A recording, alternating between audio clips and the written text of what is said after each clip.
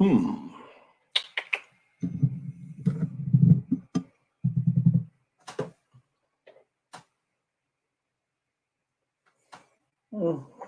Guess I'll do this.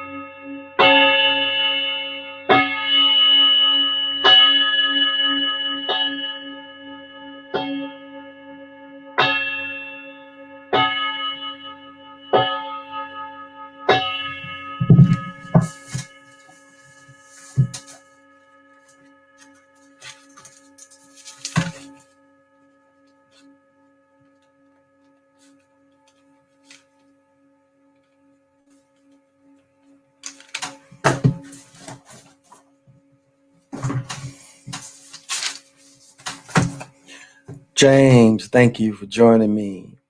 All Biz, thank you. Oh, thank you, All Biz. Thank you. Once again, this is the Chocolate Mountain Show. I am your host. Eight Wind is timeless. I'm also known as Time Lord. I am also known as the Time Walker.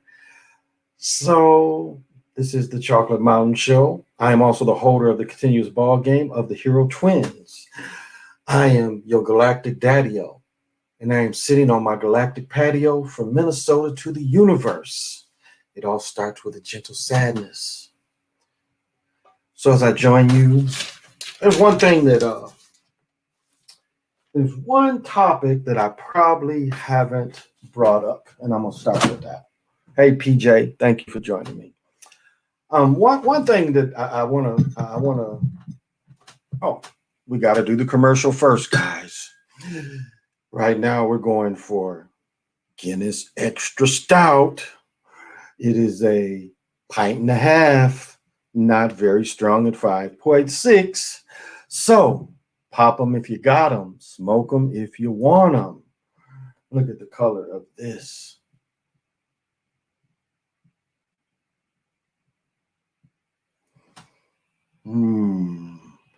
And it's like 9 degrees above zero outside. So when it's cold outside like that, this is something that is really to fight.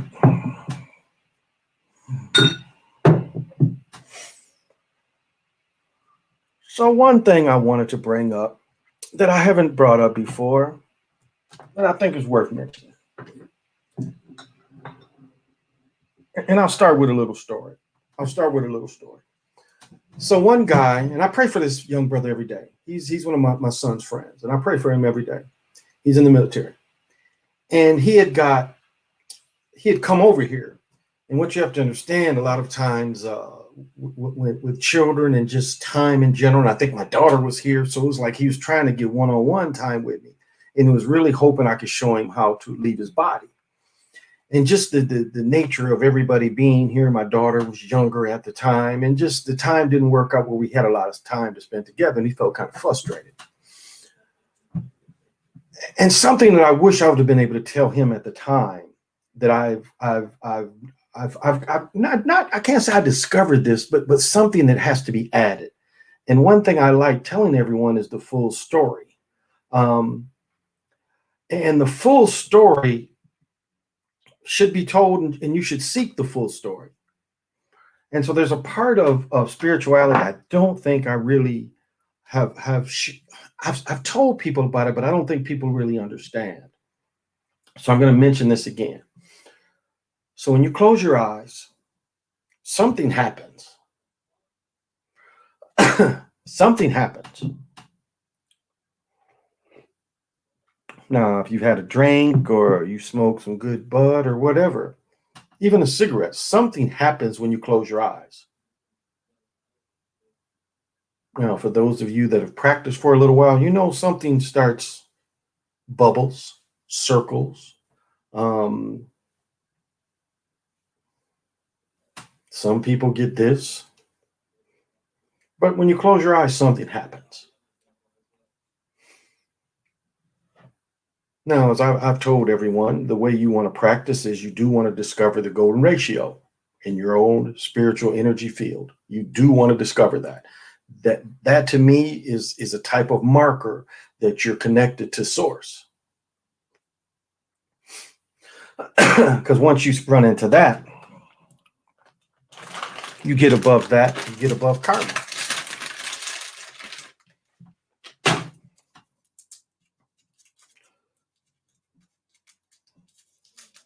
And so once you get above that, once you get above karma, your creating starts to become greater. And in a lot of instances, you should start receiving fractals. That is one of the first things. It's like almost mini visions. Because what a vision is, and let me get this clear to people. When you have a vision, you are actually at the event the vision comes from. Now, you may only remember a small part of it, but you are physically at where this vision is happening. That's what a vision is. Now, I'll wind that back into my point. Okay. So once you get above the golden ratio and you're still creating, you're still seeing something. Now, the further you get along, your fractal, where you practically live, I know some people say they're different star houses, but the fractals, the spiritual fractals that wherever you come from, you get that back. And through these spiritual fractals, you'll start seeing different kind of buildings, walls, all these kind of things. But that's I'm going ahead of myself. But at a point, you're going to see something. Now, going through these type of like halls, you will see faces, you will see shapes, colors. And I bring this up to make a good point about spirituality. All that I just mentioned, except vision. Vision is the one exception. Vision's a little different. But all this can be accomplished without leaving your body. And I don't think people can really understand that you can kind of astro move and not necessarily astro move through leaving your body. You can move through astro without leaving your body. So it's not really the aim that you leave your body, because at some point you may not even be able to control if you do leave your body to make it meaningful. But the experience and the movement I was just talking about, you don't have to leave your body to do any of that. You just really have to have a mental clear field, and then that will start happening.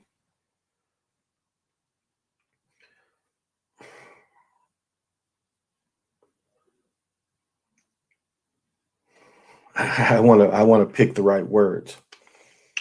So far as I just said, we can move. You can move all that far without leaving your body.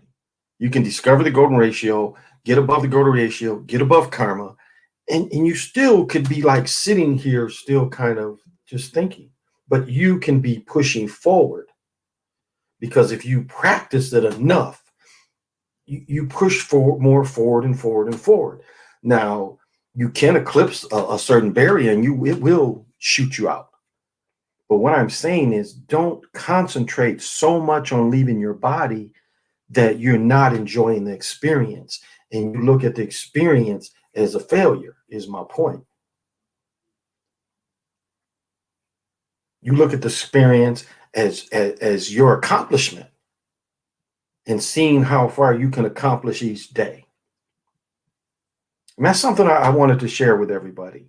that to understand that you don't have to have the goal of leaving your body to accomplish certain things. And that's why it's one step at a time. Like I talked a little bit about someone taking DMT, and they took it and the experience wasn't what they thought. I mean, you can take mushrooms and you can take all these substances to try to cheat the experience, but that very thing that I just mentioned was probably missed. Here's this being that thinks they're going to take this thing, and they think the thing is going to make them take off. But you can't take off if you don't have the jet fuel.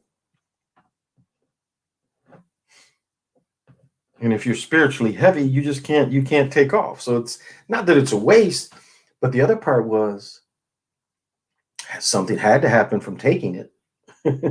So it described us what did happen. But people concentrate on the big trip. Everyone wants to have the big trip instead of spiritually gaining ground to your awareness. I'm going to just smoke. Okay, James. Figures are coming right in the middle of the build. Are you talking about meditation? Yeah, I'm talking about meditation. And I'm talking about meditation where you don't really have to leave your body to have some success. I guess that's the big thing, is you don't really have to leave your body to have success. The way I've just described it is you're pretty grounded. You're still aware, but you're getting deeper and deeper into your knowing and what you're experiencing. Now, it's not always that I leave my body, not always, but I can get so deep in the experience where I don't really need to. It's like I've trained myself enough to push forward and forward and forward. Now, at some point, I bust through so far with it, I have to. But sometimes you don't have to, is my point that I want people to understand. Is you don't have to just push out every time to gain spiritual strength. So I wanted to say that. Hey, Starfleet, thank you for joining. Tiger Strong. So I wanted to put that out there. That's something that I hadn't talked about very often. And I've been thinking about it. And just for people to have spiritual experiences, don't really, again, you can't judge you on everybody else. You have to judge yourself on yourself. I mean, for some people, just listening to me a little bit. It's like some people don't even go to church, but they listen to the people because that gives them the jolt.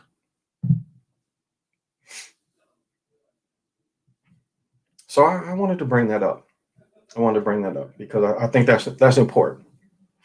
And maybe towards the end, I'll do a practice on it. And I need to make a short vid on the over and over again practice leaving your body too. I do need to make a little short vid on that, which I'll take the time and do. And so people can practice. It'd just be like 7-8 minutes, and then people can just watch it over and over again, and to practice this part of it. So, yeah. So yeah, it was a beautiful day today. I got a lot of walking in. I tell you, I walked out. It was 28 degrees, and I just had some gloves on and a long sleeve shirt because it was sunny, and I was just like in and out in the stores. So it was a nice day today, even though it was kind of cold when I got caught out in the outside, but didn't really have to be caught out. So a lot of people, things are really getting back up here. Restaurants are starting to be full. The mall, they lost Journey, but it's a Journey at the Mall of America. So I think it's a Journey at the outlet as well. Going to outlet tomorrow. I like the new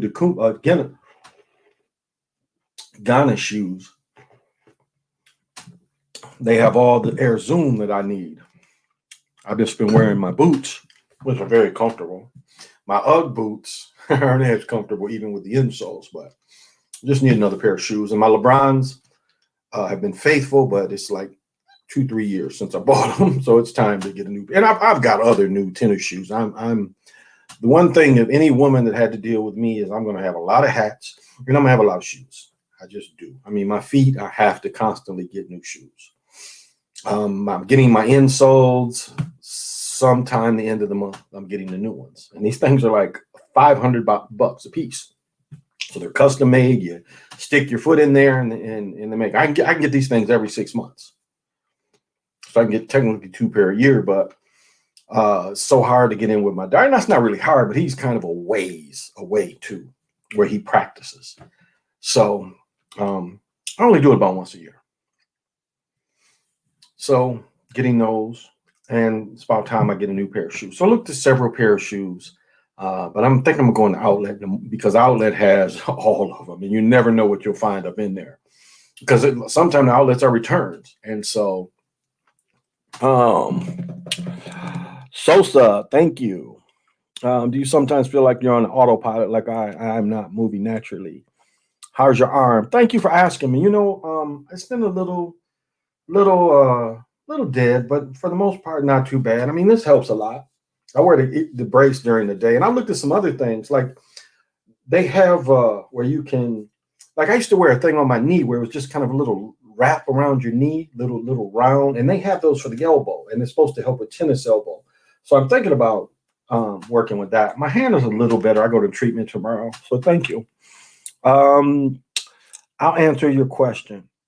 Do sometimes you feel like you're on autopilot, like feel like I'm not moving naturally?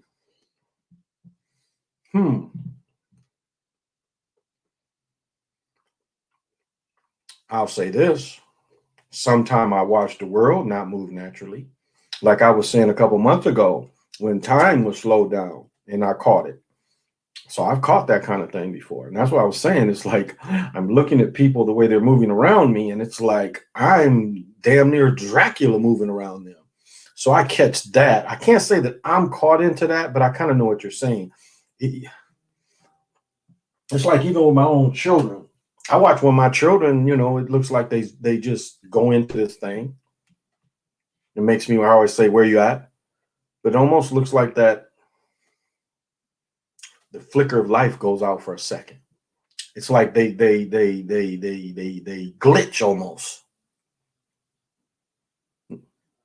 So it's a very interesting aspect of astral projection. I can see a lot of people I meet that have had the experience don't intentionally find happiness from it, and heard it can be scary for some. Ariel, it's fucking scary. I'm normalizing. You doing? I'm doing fine. I was caught up on the show Lovecraft Country. They tell a whole lot in the show. Indeed, indeed. You're gonna get arm implants like Jack from Mortal Kombat. Yeah, so I can jab a bug hard. I want to answer Ariel's question. So this very interesting aspect of astral travel. I can see a lot of people that have had the experience don't intentionally find happiness from it, and heard it can be scary for some. Well, like I was saying, when I was 18 and was shot out my body and didn't really know what I was doing, that could have went really bad. It really could have. It could have kind of, at that point in my life, it is possible to get your mind blown. And I know people that have gotten their mind blown on acid. And I mean, I told the story before. The boy sitting behind me in school, he had taken some acid before class, and I knew, and he was fine. And we was just sitting there, and he just flips out, and they had to take him to the hospital, straight jacket and all. And I saw him when they let him out, and he was laughing. I said, well, what happened to you? You was fine when we went in. What happened to you? He said he was looking at my head, and my head kept just getting bigger and bigger and bigger. And then he said my head blew up. And he said he was so upset because he knew I had a football scholarship and everything. And then my head blew up. And so he had a bad trip. And in my own experience, leaving my body and being out there for the first time, if my guardians weren't around, definitely it could land like that. If you put yourself on a position and you have certain things in your energy field, like you done bought certain things, you can always buy something very, very negative that has been passed around. It's just always been negative, and you can bring that into your home and you can carry that in, and then you try to do something like that, you're carrying that with you. So people don't quite always understand how spiritualness works, especially when you're starting off. And one of the biggest things I would say is you definitely need to put some type of protection around yourself. I don't know if y'all pay attention. When I bring Crazy Sarge on or I go on his show, y'all don't pay attention. He's protected. And I mean, he's protected at a high degree. Now, my protection it's not simple, but it's tight. The only things that come in is these type of influences that I've brought in. And I have yet been able to come across a being that wasn't agreeable. Because you go to these different four corners where the real gatekeepers are. You go to these four corners, which some say are the edge of the universe, and you got to deal with something beyond that. And you know how they have the one riddle where you gotta give a riddle to the Sphinx, somewhat like that. But you are the riddle, and the riddle is how the energy comes to you. How do you react to seeing this energy? Because your goal is moving beyond. So you have to make something unagreeable become agreeable. And that's why you have your bag. Papa's got a brand new bag.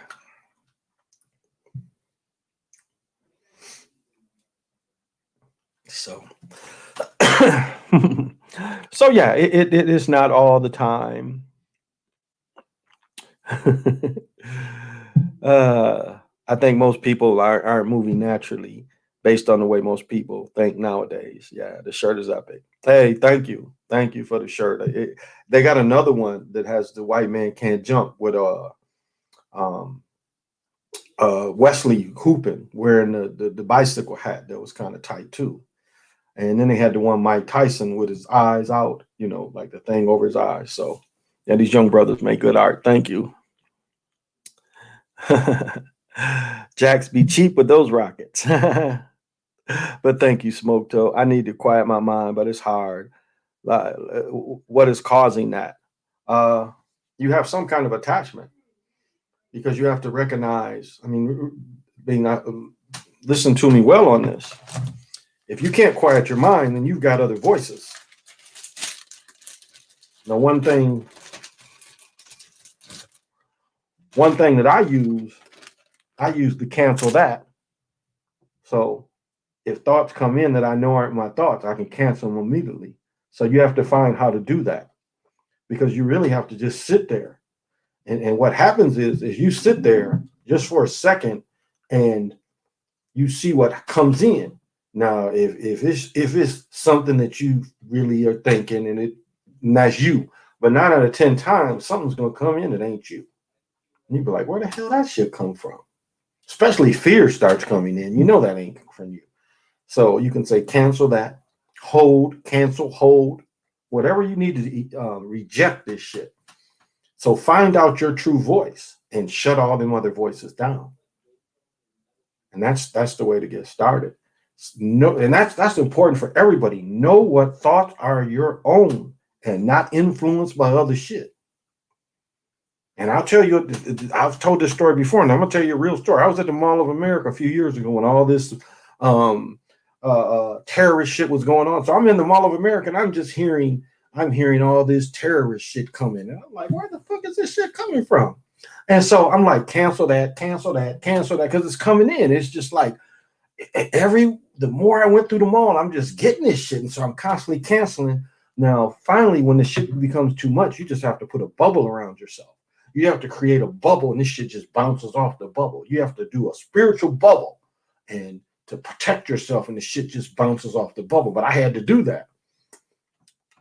My point is, do you see how I went into this building? In the building, somebody was or something in the building was feeding this shit for it to even be possible to send those kind of things to me. So you can go into places and start like this. The easiest way is like, again, talking about a mall.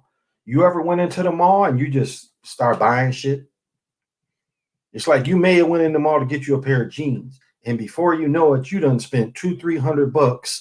You bought the jeans, you bought the hat, you bought the socks, you bought the shoes. and you get this energy of just fucking spending. Stores do give these spells out. Remember the Ghostbusters with the women for this outside the store? There was entities that was attacking people right when they went in, went out. Remember that? And it's like that. They can do little small little cast to make you just impulsively spend. It's a type of energy you just get caught up in, especially if you have it to spend. It's an easy kind of fever. It's like a fever. That's how they cast it, as a kind of a fever, spending fever. And it makes you feel good. Buying shit you like makes you feel good. But then when you sit back in the car and you think, fuck, I only meant to get some jeans. Why I get all this other shit? So these are influences. It's probably the chemicals in the food and water. Proceed food. What it do? Hey, Ryan, thank you for joining me. My body is protecting me from depression by disassociating. Okay. That's good that you got a coping. Overstand. I enjoy your channel. Thank you. Heard someone say that the stars and moon and ancestors spoke to them on mushrooms. Interesting. See, that's what I was saying. Mushrooms would probably be a easier step. Just like weed, mushrooms would be an easier step than just jumping into DMT. Because a part of mushrooms comes from creation. That's why my one lurking shirt shows mushrooms with a skull. Because the mushrooms mean reborn, renew, new life. That's what the mushrooms mean. So it would give you a renewal of a type of knowing and closer to what we would do for you. And more so just jumping on just DMT. Now, do they still make acid? Motherfucking acid. Do they still make motherfucking acid? That's Richard Pryor called it. It'll have you tripping.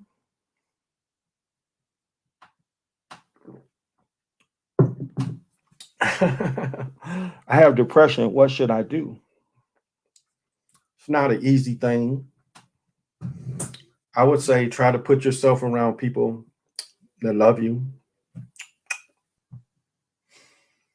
If there's one person that would listen, a lot of times just having a person to listen to you can be helpful. So if there's someone that listens to you, I mean, we're here to give you as much energy and strength that you need. And I am working behind the scenes trying to get a little click together. So keep checking in with me, because I do want to get enough people to make it meaningful. So if there's enough people that really do want to have a group for just people that fight with depression, I'm more than willing to put that group together, and we can put it as a support group. I mean, both of these platforms, you don't have to record. Some of them basically can be pretty closed. So, set a goal. I have to set a goal and smash it, James. You can do it, brother. Well, thank you for helping, Sosa. But really get a support group too. I mean, somebody at home that'll listen to you, can understand your point of view. Find what gives you joy and do it more often. Find what gives you quiet without quiet being harmful. Because I know sometimes with depression, quiet can be harmful. Just as things won't stop. What's pounding you in the head will keep pounding. It'll keep returning over and over again. Now, I'll say this too, is that kind of easy fix is put some color that makes you feel better. It can be something, find colors that can change your mood. Like I mentioned, I have a picture that's turning yellow of Dana Delaney, this 64, she's like 64, 65 right now. But the smile in the picture just gives me joy every day. So no matter how gloomy I feel, I can look at that picture, and that picture, just because it caught her essence, and that essence just gives me a spark every time. So you can find something that simple to give you, a bump. That's sometimes what we need, is just a bump. So just some little advice. Hey, Mr. T, thank you for joining me. Yeah, from my experience, achieving things helps depression. Yeah, yeah. Meditation, nutritional food, music helps a lot. Colors and scents, yes. Also, breathing techniques like the Wim Hof one makes me really calm. Yes, sure. And if you can't talk to anybody, talk to your spirits. Ask if they'll help you. Yeah, that's a good point. Or guides, if you have them. And it's a way to discover them. It's definitely a way to discover them.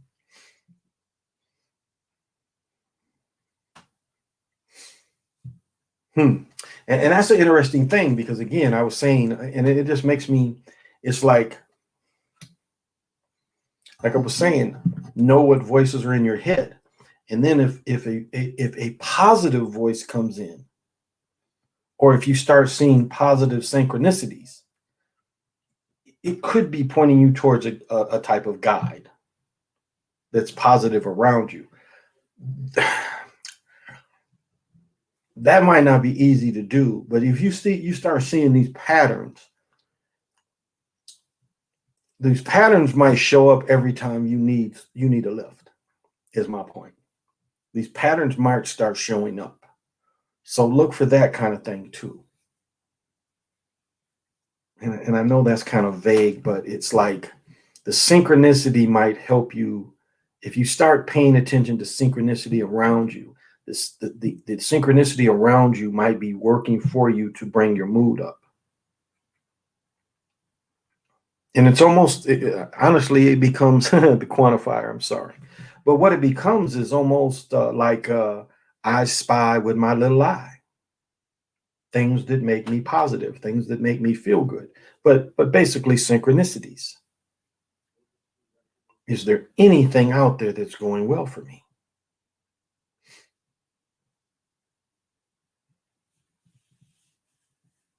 So these are things that kind of help a little bit.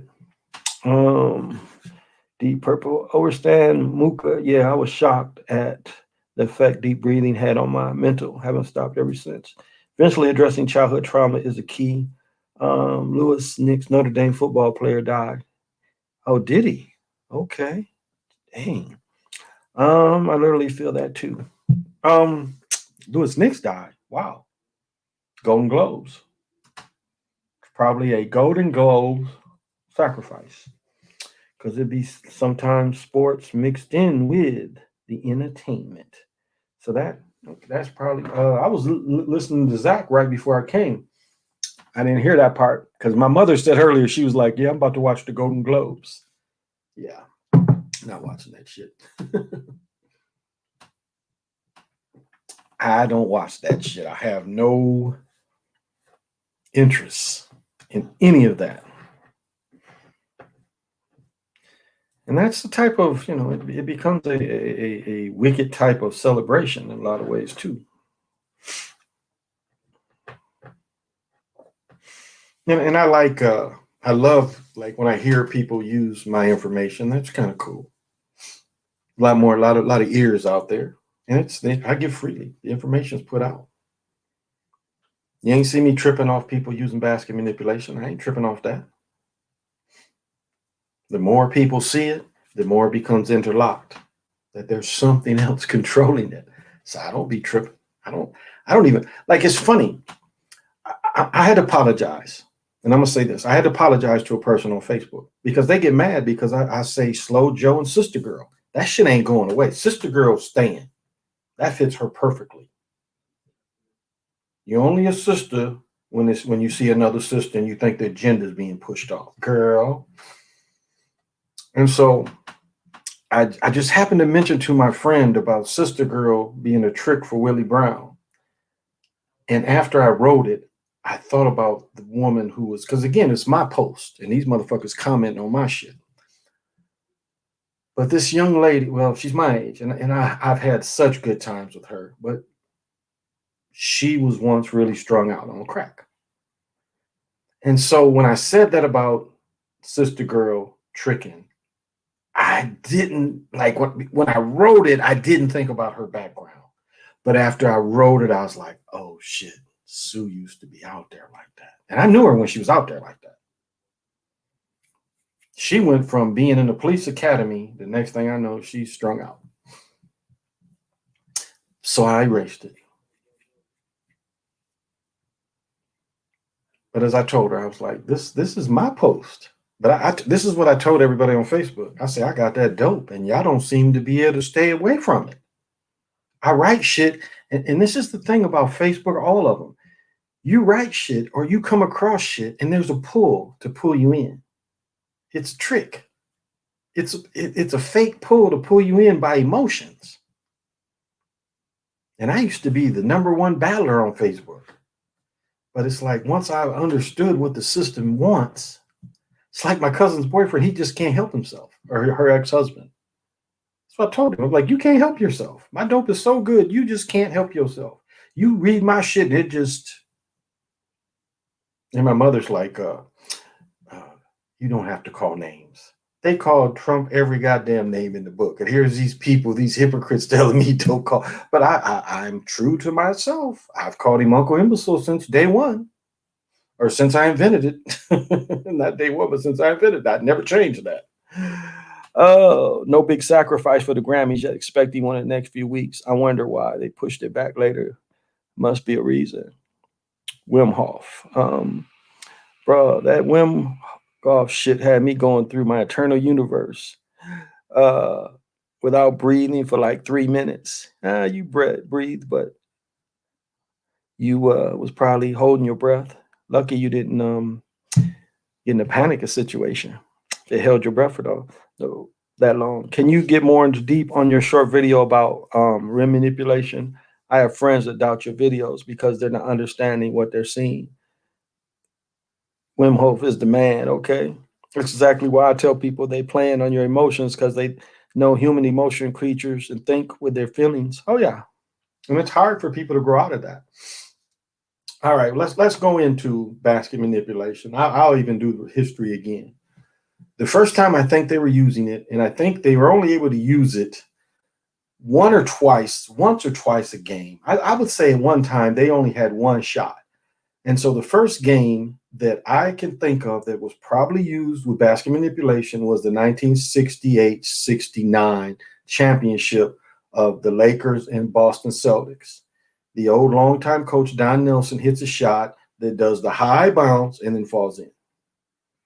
That more than likely was the basic system. Now, again, this was the static rim. The rim was static.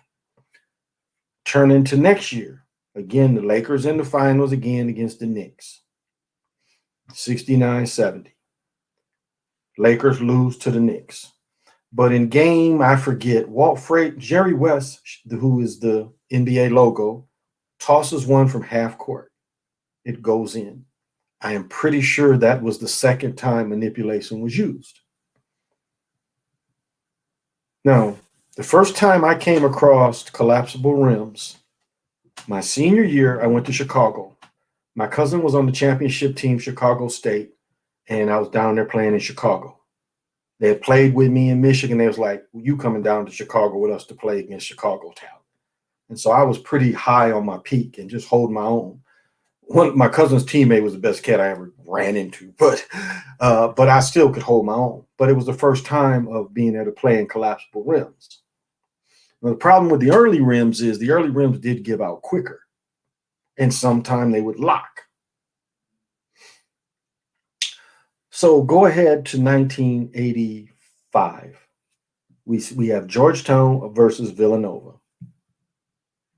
Now, Villanova had a decent team. They had battled Georgetown. The way they dilate teams or they water teams down is they make them play each other terrible a bunch of times. I want to say when Georgetown played Villanova, it was their fourth time, I want to say, playing. I think Villanova lost the first two. But I think they played 4 times because I think they played 2 times in the regular season, 1 time they played in the Big East tournament, and then they played in the final. So I think they played 4 times. That in itself is hard to beat a team. That playing them that many times. They shoot 71% as a team. Scott Jensen, a name you'd never hear again, I think was the MVP. He scores 21 points. He shoots almost like 7 for 7. Move forward to we talking about when LeBron is playing and putting that work in on San Antonio. And all of a sudden, the player from North Carolina that was never outside shooter is hitting 6 and 7 threes in games, and that's Danny Green. Without Danny Green making those threes, LeBron had them. He had them. But Danny Green's threes become, and again, manipulated shots.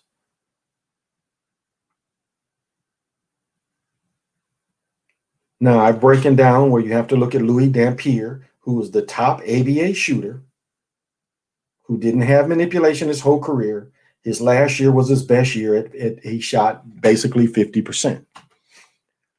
He shot 50%, I'm pretty sure, on non-manipulated rims. Now, right now, they're saying Steph Curry's shooting 41%. He's leading the league in scoring, I do believe.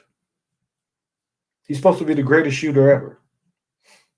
But we know his whole career was handled by basket manipulation. College of Charleston. This cat's 6'3", 120 pounds. We really believe he can. You see him in high school? Watch him in high school. His games are manipulated even in high school. Look at this dude. How wouldn't you just guard this little dude who weighed 120 pounds, just foul him hard? There's no way he could be effective. He was just too little a guy. So, going back to the rims, we are. I know I changed the number, but we are in the at least almost the 40th generation of collapsible rim. Going back to 79, the first time I came across one. So, like tonight, if anybody saw the Lakers game, LeBron hit a banker, clearly a manipulated shot. He was on the closer end to the view we get, and he hits a deep banker, clearly manipulated. So we have several systems. We have the system that we saw Kawhi, where it bounces in the air and then boom, boom, boom, boom, goes in. Now we have a system that it's rolling. And so there are a million electronics in all of these rims. I'll tell you a good tell is watch these national high school games and see how many more electronics is in the rims. Because high school doesn't have a shot clock, but watch the number of electronics in the rim without a shot clock. Why are electronics needed in a high school rim? What needs to be plugged into the rim in the high school? Well, they try to say that the red light when the game ends.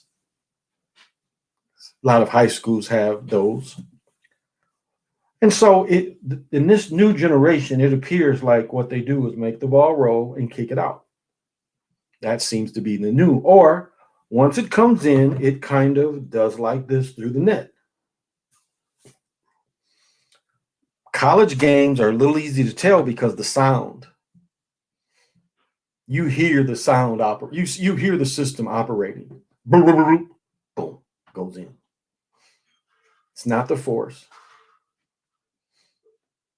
It's not the force of the shot. It is manipulated. Their system, it appears like the college system is always a year behind the pro system. And just as I show very clearly on layups being missed, they can make it go in or they can make you miss. So it ain't about just making it. They can do both. They can make it in and they can make you miss. Bradley Beal leading the league in scoring. Oh, Bradley Beal, okay. Steph ain't hard behind him. Dame Dollar, he gets a lot of help too. Do you believe in home advantage? Not anymore. Not since the fans aren't there. They don't get that anymore. I disagree. Most of the shots manipulated. I have helps of video evidence. I disagree. Most his shots manipulated. Yeah. Oh, you talking about Dame Dollar? Oh, definitely. Yep. I don't know. High school manipulation, national games. Bradley Beal, okay, Steph must not be far behind him. Like a Hollywood movie. Can you talk about the earpiece? Sure. Hey, have you seen the vid on YouTube of Kevin Love trying to score a full court shot? He's trying for hours, then he makes one. Wow. I know what you mean by the college sound. It appears like a swish, but makes a loud ass noise. Exactly. Um,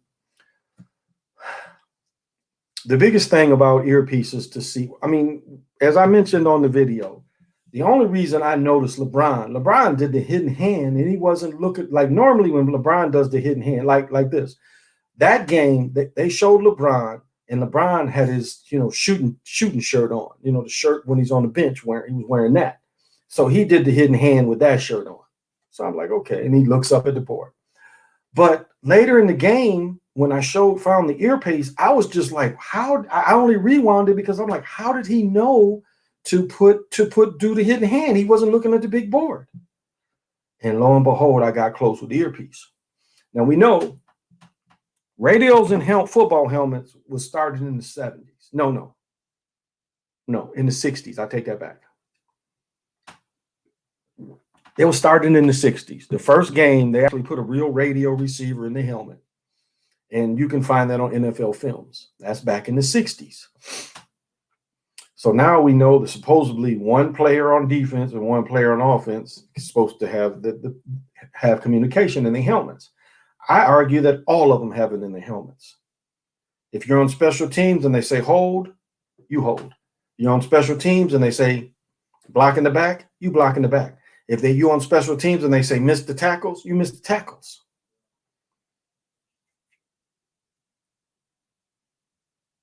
So hockey and football probably are very closely like that. Baseball is the same way. They're all wearing earpieces as well. Drop the fly ball, miss the grounder, overthrow.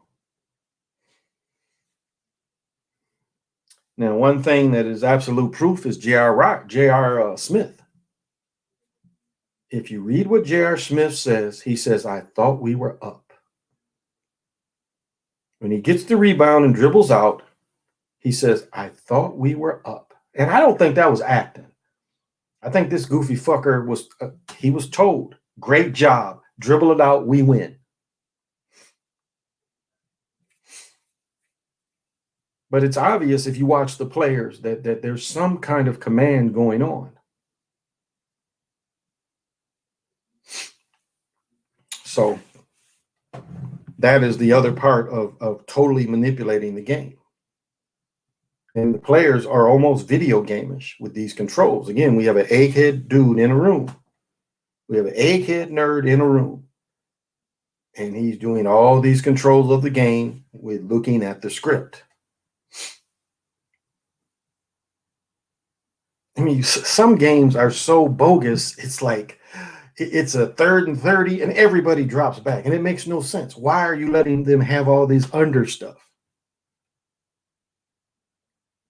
The analytics has a lot to do with it too. Slow on fast, weak on strong. That's a part of it as well. I mean, I agree to that.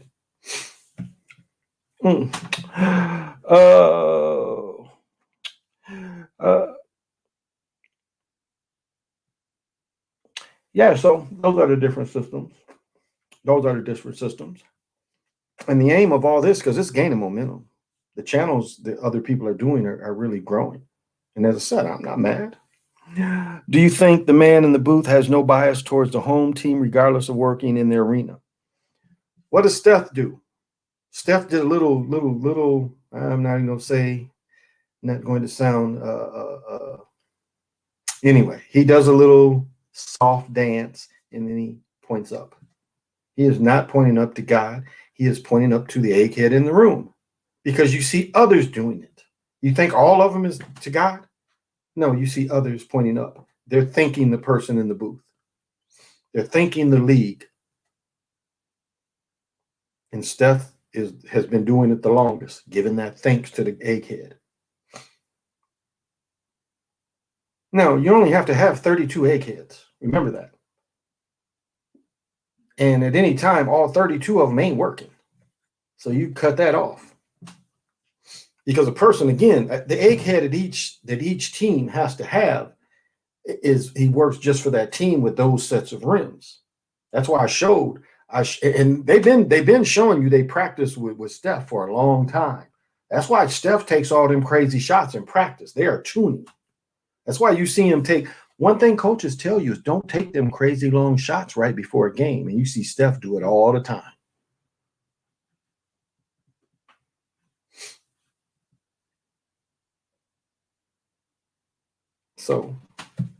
So it's only half of this. So each team has an egghead, but at one time only half of them are working.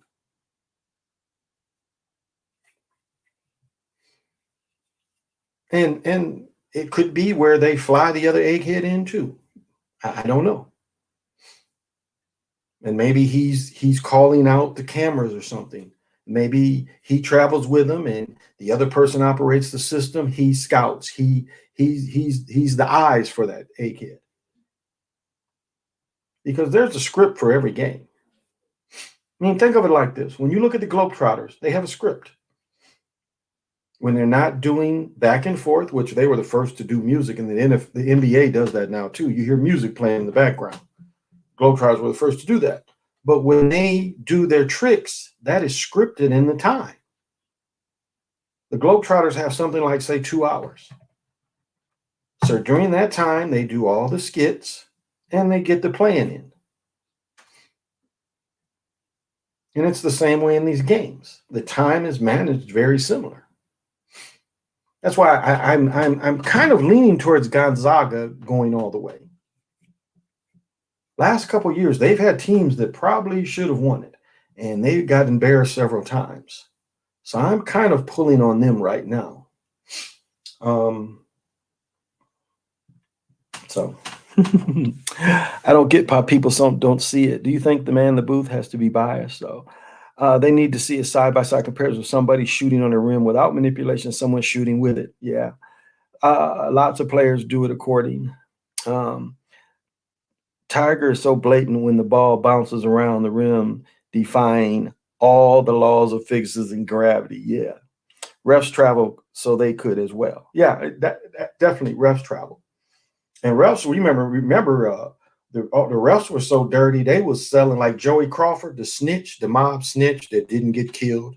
How is it that this mob snitch didn't get killed?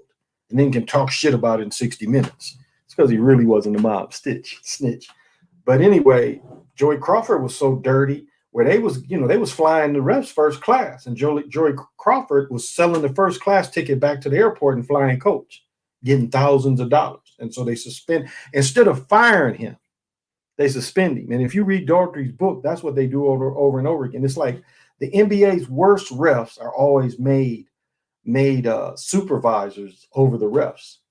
It's like one of the refs, one of the worst, the muscle-bound ref that's now announcing for Fox. He was one of the worst refs. Watch his last game.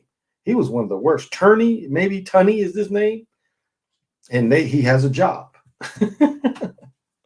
So, yeah, I agree with Gonzaga. Plus, they have the number one recruit coming in next year, and then the dude who's going to be freshman of the year is from here. Goodwin, I think is his name. The young brother that's the freshman.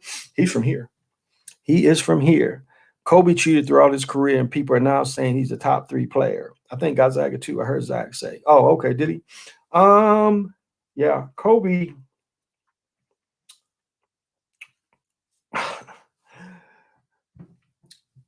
This is what Kobe was and why Kobe came out of high school.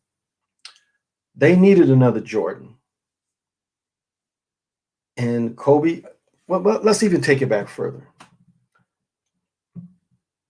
6'6" dudes could kind of dominate basketball because of athleticism, going back to Elgin Baylor.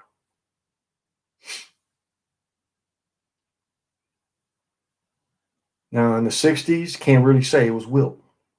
There was a few, but when you come to Dr. J, again, a cat that's 6'6".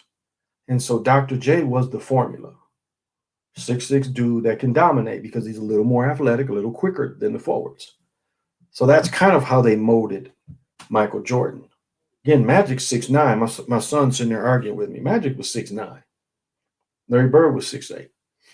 But when you took that 6'6" person that's athletic and can run, now James Worthy was a prime example of a bigger dude with those 6'6" abilities. Despite James Worthy being 6'8", James Worthy had those kind of abilities, could run the floor, again, floating with the ball stuff. Comes more from Connie Hawkins. And so that's what they looked at when they found Jordan. The athleticism, this 6'6" dude is quicker. Kobe was chosen because of that. He could continue that Michael Jordan energy. Again, LeBron didn't come in on that Michael Jordan energy. But what Kobe kept is what was started with Dr. J. They kept that energy alive. And even though there's a second between, careers of Michael Jordan and Dr. J, no, they played against each other. That's right. Dr. J's last year was 86, Michael Jordan's first year. So do you see how they passed that on? And then they had Kobe being the same thing. LeBron was a different energy, but LeBron would have been closer to Magic and Worthy as far as the type of player. What's your take on black moths in house garage? I had one the other day in the garage. That day I would let all my negativity and feeling so fresh and present from that and still. I'll tell you a weird thing. It's like we have these lights, and despite all the snow and ice, there are still spider webs. There's still spider webs outside. It's hard to say with the black moth, because a lot of times moths, like especially in your homes or even your garage, will gravitate to shit they can eat. There's certain, that's why mothballs in clothes or cedar in clothes to keep the moths out. So far as a sign, kind of hard to say, because there's so many other possibilities. Like if you looked in your garage, what direction was he found in? What direction was he facing? I mean, it's a lot of those kind of things to get the message. So it'd be kind of hard. I would have to see your garage. It'd be a lot of other things to just me blindly giving an answer out. It's a lot of other things that has to be considered. I laugh because there's no possibility of that here. You see mice and shit in the garage this time of year. But it made me think of those spider webs I saw, because I was like, well, damn, these motherfucking spiders don't give up. Ain't really a whole lot of bugs flying around lights either, but these spiders, like, if a motherfucking bug come, I guess I'm gonna get it no matter the year. So Ariel, it's hard to say. There are some players I saw early in his career when the defense sagged off. It's the same thing with the Mike Tyson fights. Find that Mike Tyson fight where the dude jumped, Mike Tyson hit the dude and the dude jumps into the ropes and bounce off and go down. Look at moments before he knocked him out. He practices that move. He does the jump back move, but he's on the other side of the rim. Mike does like some punches at him, and the dude practices that. So they turn, Mike goes to swing, dude goes with it, he bounces off the ropes, he falls down. Even the Michael Spink shit just didn't. Come on. You fought Larry Holmes at his peak.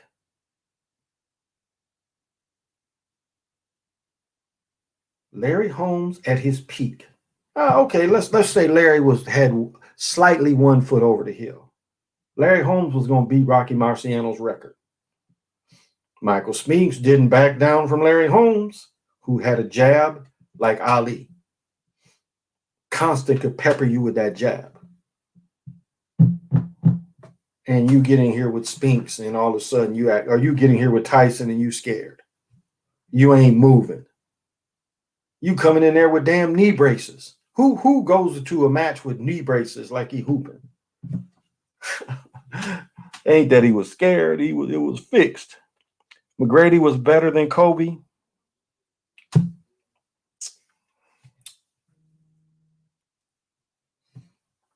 Skill-wise,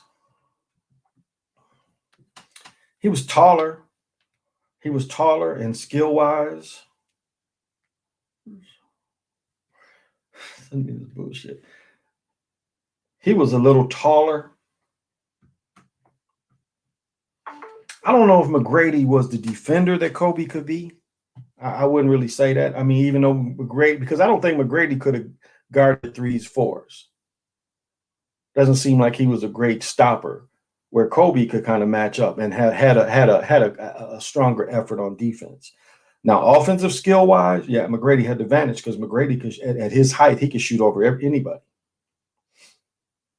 It wasn't hard for him to create his own shot. But remember, they remember he was up on the Pistons 3-1, and they still fixed it that he lost. They let him win. They let him win a championship with the San Antonio when he was washed up. But because of all those humiliations, that's why he's on TV. Have you seen the theory video on Leary possibly retiring at 29? It was something that Kyrie had mentioned was a prediction by his close friends. Have you seen the theory on Leary? Or are you talking about Kyrie? Oh, Kyrie. You mean Kyrie retiring at 29? Well, that's what Jim Brown did. Jim Brown, retired at 29. Barry Sanders retired, and they made Barry Sanders return $11 million of his bonus, which Detroit sued him, and the judge agreed and made him send back his bonus. Bonus is supposed to be free and clear of a contract, but yet they made Barry Sanders to return $11 million of his bonus money, and the courts agreed. So, Kyrie, yeah. So it would be this. Well, Calvin Johnson. Calvin Johnson was another one. Him and Barry Sanders both said, fuck it, these losing efforts, and you ain't trying to make me better. And they, like Watson right now, the Watson situation makes no sense. You signed this long contract, your punk ass is crying on TV over it. So what are you trying to get traded for now? You shouldn't have signed the contract. So they could do him bogus. They could really do him bogus. Because, again, they could catch him the same way as they caught Barry Sanders. All bonus for signing that new contract can be, if he tries to sit out. So he's told to do all that. That's all. He's told to do all that. And it looks like I wouldn't be surprised if they do a damn Russell Wilson swap. Russell Wilson for him. That would not surprise me at all. Those two swap. Looks like that's what they're trying to set up anyway. Because Russell Wilson did the same thing, signed a big damn contract. But I think Russell Wilson is in the last year of his contract. So, yeah, that's all it is. And let's be honest, Kyrie has been injury prone since college. He got hurt in college. Remember, he only played a handful of games at Duke. He got hurt in the beginning of the season, and then he played what made him a top pick is he had a couple good games in the tournament. They ain't win it, but he had some good games, and that's what put him over the top. Remember, it was Kyrie and Bennett was the top picks. And Bennett was, like they saying in basketball, Bennett is probably the worst top pick in basketball. Bennett is the what's the dude that played in San Diego, kept getting in trouble. Ryan. They say he was the worst number one pick in the NBA. He was the biggest bust ever in the NFL, excuse me. So now it's Bennett. Well, Bennett, and then Jamal Russell, who got $33 million. Didn't matter how he did it all. He got $33 million on him. Again, that's the Mason number. Good save. Good save.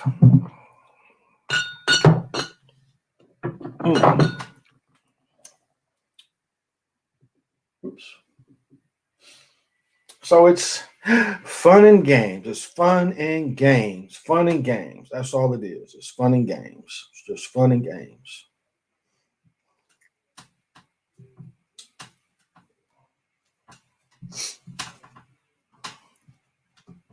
Went somewhere. I don't know where it went. Yeah, Ryan Leaf. Yep. It's because of Kyrie's size. He's smaller than these new rookies nowadays. Could be. I mean, Iverson, he bigger than Iverson was, but Iverson took a beating. Remember, Iverson brought in the sleeves because he was having such bad problems. At 6 foot, even though he was athletic. Steve, what was Steve's name? Steve Steve Francis, was that his name? The guy from the Maryland. I think they won the championship. Was that his name? Steve Francis. Same kind of way. Little dude, explosive. Very close to Iverson. Probably not as fast. My cousin, that's the mayor of Benton Harbor, Michigan, played against Iverson and not Peyton. His son plays with Dallas. Can't think of his name. It'll come to me in a minute. But my son was like, he was way quicker. The dude who had the crossover, his name will come to me in a minute. But his son is in the league. And he was like, Iverson was quicker than him. He was like, Iverson was the quickest player he ever faced. He was that fast, that explosive. But again, at that size, he took a lot of beatings. I would say one dude that really didn't was Nate Archibald until like later in his career. But in the beginning, I didn't see that he got beat up. And when the league was really beat up, man, they got to watch a highlight of Nate. Nate, like he's doing a fast break, then he turns and he does he hits the dude with the left hand and he hits the dude with the right hand. And I mean, he just turned like, it's like you don't really know because he's used both hands. You don't know which way he's turning. And it's like he kind of leaned this way. And the guy went that way. He just turned the other way and got the basket. I mean, just you watch his game, the game where he led the league in scoring and assist. I think the only other player that did that was Wilt, assist and points. I just think Kyrie is tired of the controversy in the league. It seems QBs that come out of SEC don't do as well in the league.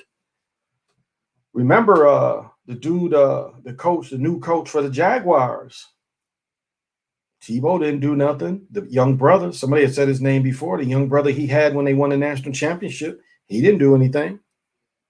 Name the last Alabama quarterback that did well. Ken Stabler.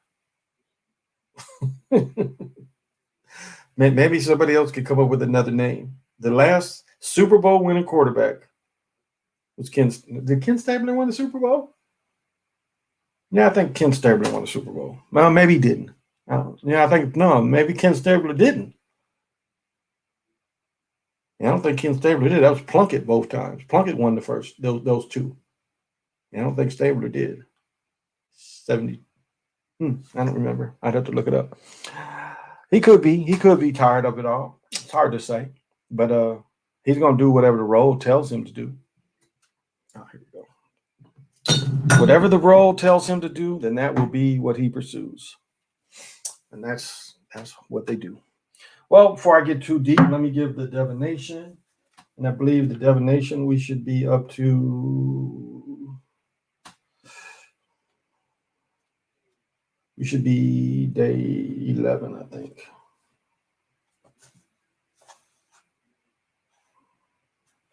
Yeah, I think we're at day 11. Let me double check. No, we're at day 12. So at 13 platoons, 0 platoons, 8 tunes, we have 5 Uno, and we are at 12 kin. So 12 kin would be Ebb, human vessel for penetration of higher minds, and the energy is coming out of the south. So that is Ebb for those that love the fractals.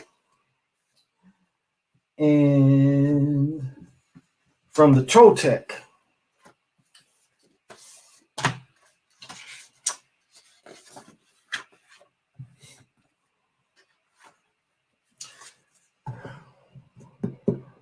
in this card, Mazo is seated on top of a turtle and a snake, animals who spend their life firmly attached to the earth. This means that she is deeply rooted and connected to the earth, and her power is the power of the earth. In one hand, she holds a bowl with flowers, representing the good medicine. In the other, she carries thorns, symbolizing the bad.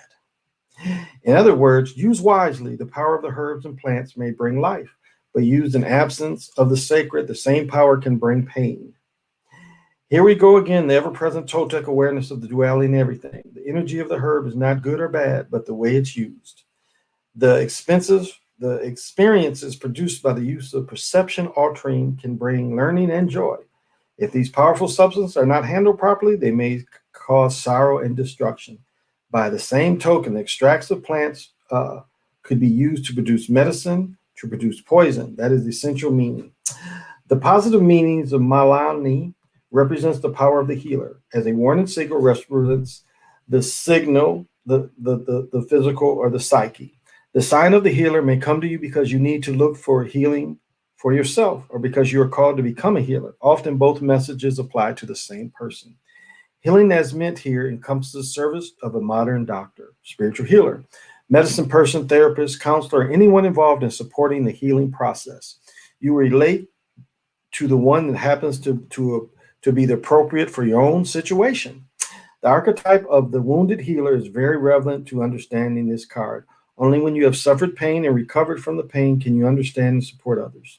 Your sorrows, your failures, your times of crisis and emotional pain, all of them will be your assets when you are going to support the healing of others, as long as you have recovered and found your inner sounds. Then you will be ready to persify the healing authentically. The healer and the healing come from together as the two sides of the same coin. The meaning of malatya may apply to you if you are having or your way of to having problems related to the use or abuse of certain things. In this case, it is important that you have your inner circle, have your inner eyes wide open. Be especially careful. Um, with this herd card carries the meaning that the need for healing. It is warning you to pay attention. A lot of it is rhetoric that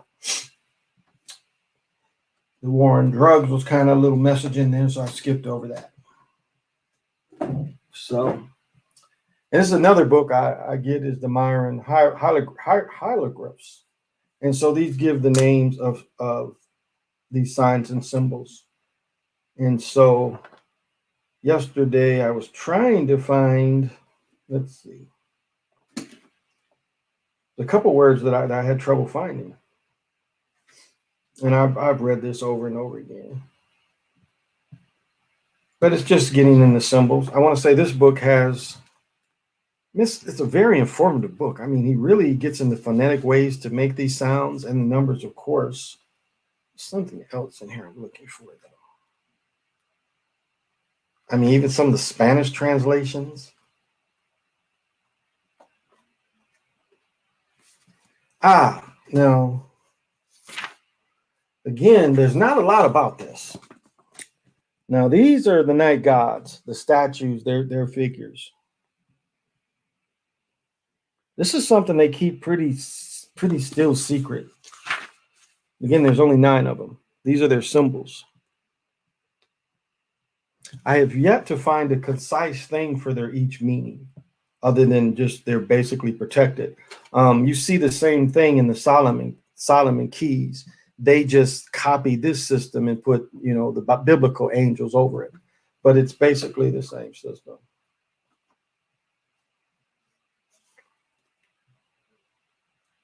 I mean, it's really very thorough. What was I looking for here?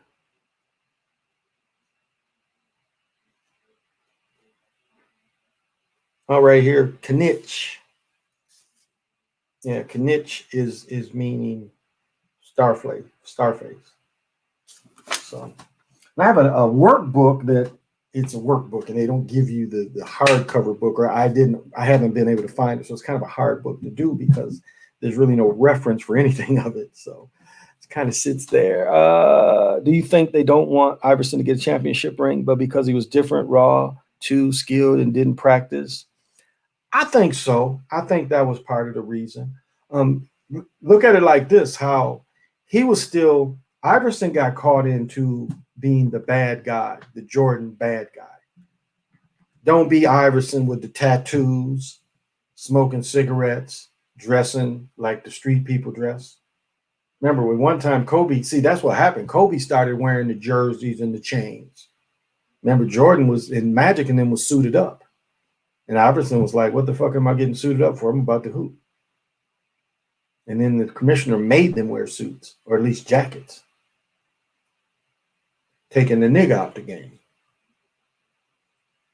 He didn't mind Michael being the nigga because Michael wore the Mason suit. But here's a dude that's saying, no, we're going to wear these jerseys. We're going to wear these chains. We're going to dress how common people, our generations, dress. And the Jewish faith cat didn't like that. So I think that's probably why he never won. He didn't win in college, remember. They let Ray Allen beat him in the Big East championship. Remember, Ray Allen beat him on a little short shot, and they had a stacked team when he was in college, and didn't win the Big East, and then got knocked out of the NCAA.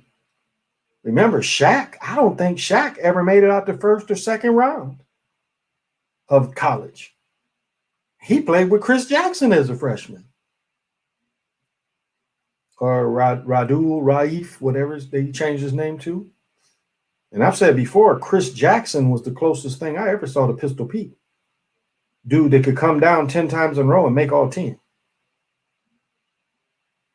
And I've talked about Tim Reed being able to beat people on the dribble and then go by him. Chris Jackson would come down 10 times in a row. His first player I ever really watched do that. Come down 10 times in a row and make it all 10 times. He was that dynamic and that consistent in his game. And Shaq had him as a freshman, and they didn't win it. I want to say Stanley Roberts was on that team as well. And remember Jordan's what they did to Jordan when he was, the second of his player of the year, and they lost to a weak Indiana team. And the dude held Jordan to 16. This Indiana team that didn't even win the conference that year, but yet they beat that stacked Jordan team. Remember how they humiliated him? But they let him win one, humiliated him, and then gave him the NBA Finals. There ain't a lot of dudes.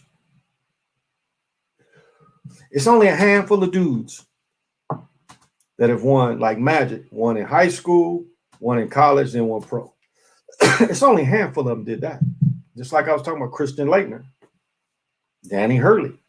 Danny Hurley's coaching now, him and his brother. Their daddy was a coach, though.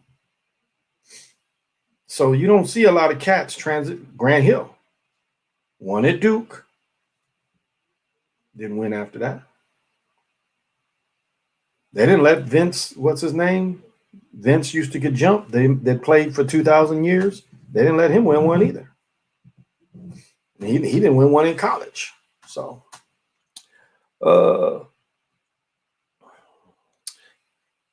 Smoke Toe.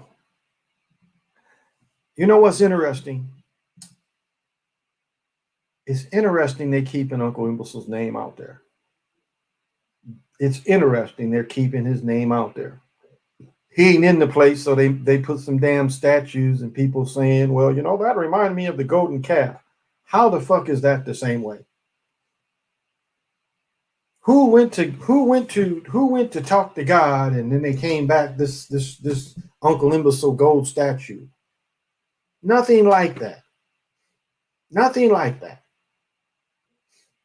It's just a way to keep people talking. And so when you hear his name out there, look at this scenario. Say old Joe finally, they say he's incompetent and he has dementia, more than likely. And they bring Sister Girl in there. And Sister Girl has to run against Trump. Who do you think will win?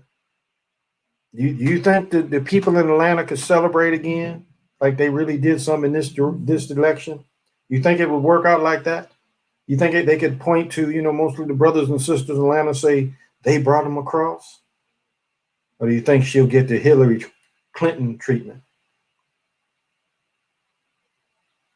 People were shocked. Trump and them didn't expect to win. They had nothing. Look at the footage and shit. They had nothing about celebrating to win. They was anticipating losing. Hillary's the one that had the big party going and everything, not Trump and him. They were not expecting to win the first time. Look at that footage of them when they came in. They didn't expect to win. They were just as surprised as everybody else. So look at America. Do you really think America is going to let, if it was Uncle Imbecile and Sister Girl, do you really think they're going to let Sister Girl show up Trump? This is America, y'all.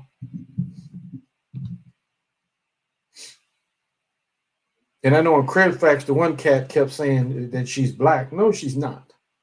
She doesn't even show the black experience. Black is an experience. It's not a color. It's an experience. She doesn't show that experience. How many people in that experience turn around and marry Jewish dudes? Most people that live the real experience, they don't care too much for Jewish faith people. Because one way or another, they see that they got their hands in something that might have been negative for them. But not Sister Girl. Sister Girl proudly holds his hand. And he like bald way back here, and he got just a little inch of fake hair here. I swear, look, all right now, this is what all you Europeans that can't get your hair together, you need to get me for some advice. I'll get with Hair Club and I'll show you how to make it look properly. If they can give me butter waves, I'm sure they can fix you up. Now, I want to tell you guys something. If you see me coming on here with butter waves, you know I've just won the lottery. I might not tell you I won the lottery, but if I come on here one night and I'm wearing butter waves, I just won the lottery. You can believe that. Because that would be the first thing I would get done, is I would go get me some butter waves. If you haven't had butter waves, you just don't know the powerfulness of butter waves. And when I was young, I could just put grease in my hair and wash it, wear a stocking cap, and it looked like I had butter waves. But now, if I hit the lottery, I'll be able to buy that again. And yes, I would put a little red in it because my hair had a little brown. My hair was brown. I would look stupid if I dyed my beard and I dyed it black, and my hair ain't never been black. I saw one of my classmates. He had gray hair on top, and it's like brothers don't understand that there's other blacks than jet black. It's like, why would you use jet black here and jet black here? Of all the blacks, why is it jet black? Like Michael Irving, he's just jet black.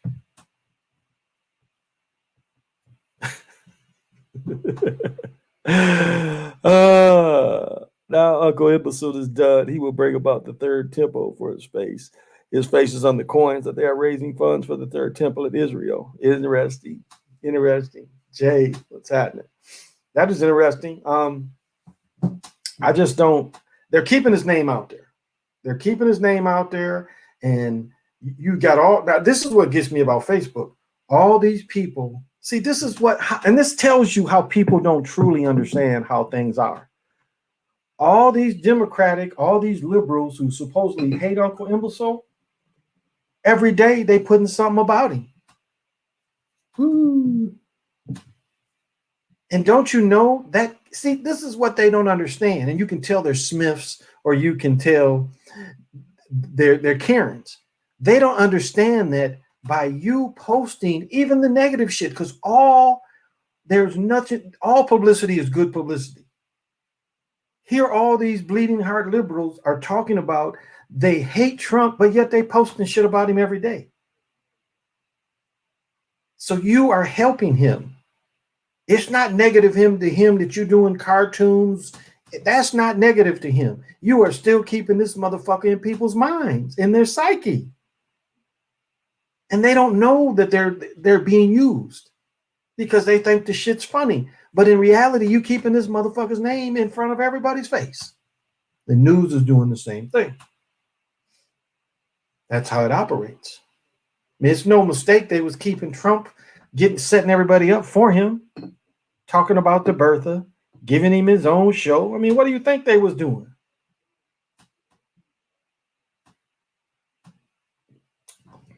And you know, it is such a waste. Like here, there's no money back. Like in Michigan, you get a dime. Like for this, you get a dime. But like this bottle isn't engraved. And it's like, why? Like this state is one of the most fucked up states to turn in this kind of shit. I can't think of the fucking word. But it's like, why? And this is the other part. You have to pay. Like when you live in the city, if you want to save your bottles in glass for them to pick up, you got to pay them. They make money off this shit, but you got to pay them to take this shit. In Michigan, you get paid for your glass and cans. In this state, you live in Minneapolis, you got to pay these motherfuckers to recycle. That's the word I'm looking for. You got to, I was paying my water bill, my recycle bill. A dude was like, I got to pay you to recycle? Why would you want to recycle if you got to pay? You might as well just throw the shit away. But dumbass people, you're supposed to get paid for this kind of shit. You shouldn't have to pay them to pick this shit up. I wouldn't do the shit. I'd like, fuck it. I'll just throw the shit away. Like those of you watching me long enough, my aunt always saved glass. So I was taught growing up that you like mayonnaise jars used to come in glass. The only thing you didn't really save that was glass was like maybe ketchup, glass bottles, hot sauce. But most glass, you just saved it because it was another use. It was, remember, I know people watching me is old enough to remember jelly glasses. I know people are old enough to remember them. Who didn't have a cabinet full of jelly glasses? Now I know that's kind of dated, but, and so I remember when my first wife, she was living with me in college. She couldn't find a room, so it was like either go home or live with me. It interrupted my pimping, but you know, I got around it. So she started living with me, and we were just sitting there one day, and she's like, "What do you got up there?" And so I opened it up, and she saw these goddamn mayonnaise glasses. And she looked at me, she's like, "Why are you collecting all them? I mean, what's their purpose?" And I'm like, "You're not supposed to throw them away." And she's like, "Why?" I'm like, "Because they're fucking glass. Why would you waste glass like that?" She's like, "Well, what are you going to do with them? They're going to stay up there." She's like, "Then why are you keeping them?" And but the way I was raised, I saw that they had value. But it was silly of me to collect them because they did nothing for me. I never had any projects where I used the motherfucker. I was just cleaning them, ripping the name off, and just storing the motherfuckers. And it really hadn't dawned on me. Just throw this shit away. But in my thinking, the glass had value. I love glass. I didn't mind buying dollar store glasses from the dollar store just to have different kind of glasses. That's a part that I like about drinking. Just like this is a fucking reproduction of what milk used to come in. This is what you used to get. It's bigger than this, but this is what milk used to come in. Milk and eggs came from the people that made milk and the people that made eggs. And you had a little steel box that was kind of insulated, and they would drop in your milk and your eggs. You got it fresh from them.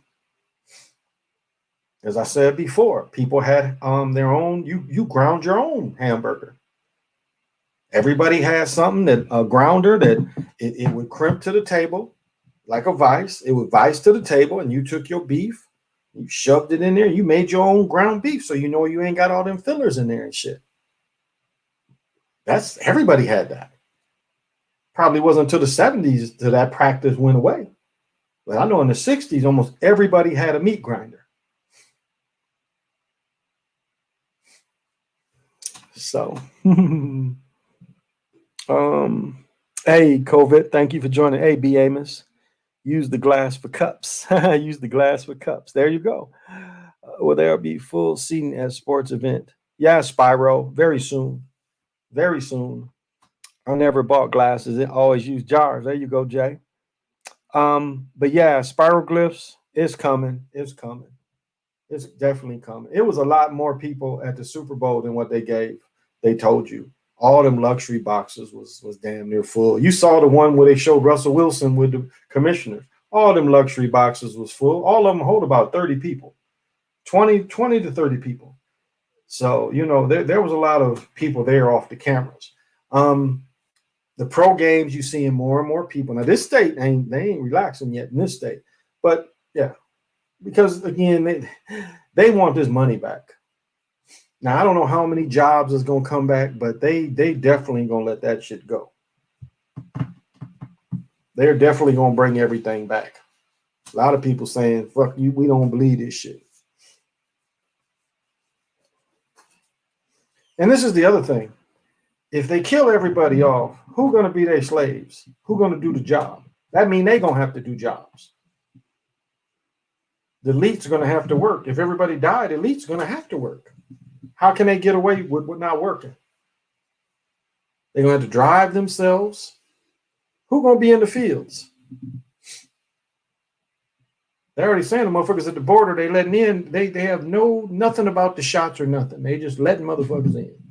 And motherfuckers be, well, that's QAnon. And this is a motherfucker I never studied one day in my goddamn life. But that's what, see now, that's the crutch for the Democrats. They ain't got nothing else to say. They run to QAnon. Well, that's what QAnon would say. That means they have nothing else to say. And I have a beautiful ally. I have a beautiful ally on Facebook. My cousin's ex-husband thinks he's all the research, and she fucked his research up. She's like, motherfucker, that ain't that shit. Oh, that nigga went in his feelings. And then he was like, well, my daughter is this and that. She said, yeah, I'm happy for your daughter, but that shit is bullshit you talk about. And so I got a sniper with me. And just like on here, I get people in comments, again, I don't want a team of everybody study what I study. I want a team of everybody that looks at everything. If you look at these things and how you interpret it, we can definitely build. Because I'm not going to reject anyone's research. I'll try to see how much we can put it in the whole picture. And if you presented me in a logical way, then there we go. We building. We're building. Again, you don't see me fighting with people. I fight with my son when he comes in here, but going back and forth with motherfuckers, I ain't with that. Not really. Sage, speaking chess bishops. There you go. I never bought glass. Yeah, they're not ready to bring in the machines. Nah, the machines ain't gonna pick them damn. Machines ain't gonna pick shit. And then, this is another thing that they lied about. My mother's like, well, niggas and Europeans aren't going to go out in the fields. They went out in the fields last year. A lot of brothers that I know was out picking fruit last year. So don't lie and say that the European people and the so-called black people won't pick fruit. If there ain't any jobs and they forced to, they will go out in the fields. And so will the Europeans. They would take these jobs as maids and shit. See, that's why the Bushes and them never stopped that shit in Obama. They liked having slaves. They liked their friends in California could pay less and not have to do benefits. See how that worked? They liked having the extra slaves, the cheap slavery. They wasn't trying to stop that. That's why Joe talking about opening it back up. That's one thing about liberals. They believe in slavery and low wages. I mean, what is the logic? You raise the thing to $15 an hour and it's going to lose jobs. What they're telling you is what the buck back rich people will do because they can't make enough profit. If you force them to pay everybody $15 an hour, they'll start closing their businesses down. You know what closed businesses down here in Minneapolis? That Floyd bullshit. That Floyd bullshit. And then these motherfucking Minneapolis cops creating crimes. That's what's hurt business in Minneapolis and downtown Minneapolis. Because it's been $15 an hour here. And that makes me think because it is $15 an hour here is why they probably killed a lot of that. Now they ain't got to pay that. Now they're trying to drive people out of downtown. They're talking about motherfuckers breaking in, sophisticated breaking into these stores with these locks, these alarms, and the police ain't getting there in the time, and they stealing $2,000-3,000 per bottle of liquors. They ain't even trying to find no money or nothing. They going after the high class liquor because they ain't locked up. They may be higher shelf, upper shelf, as they call it, but they just out in the open.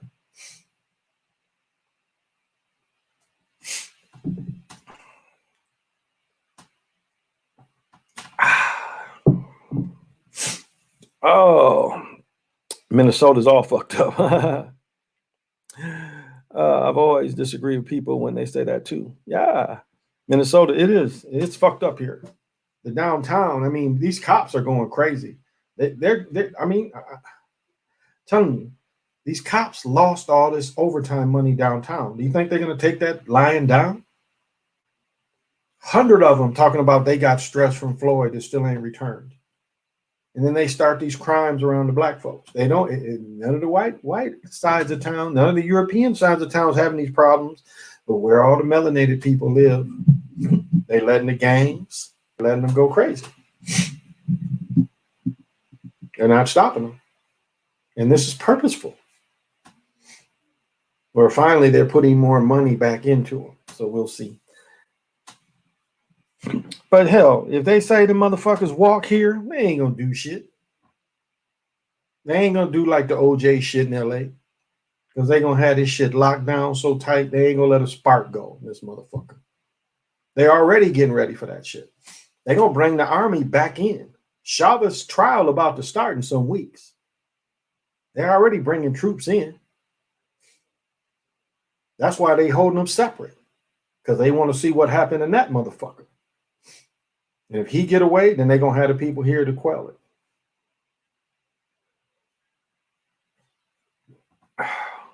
And real strategy is like this. You strategize either way. If you're going to do a protest, a real strategist to say, okay, if he's guilty, this is how we're going to respond. If he's not guilty, we're going to respond like this. We know they're going to have this and that. So we got to find a way to fight back, to show how we don't disagree, how we disagree. Because power can't fight against a greater power. You got to find other tactical ways to mess with the system.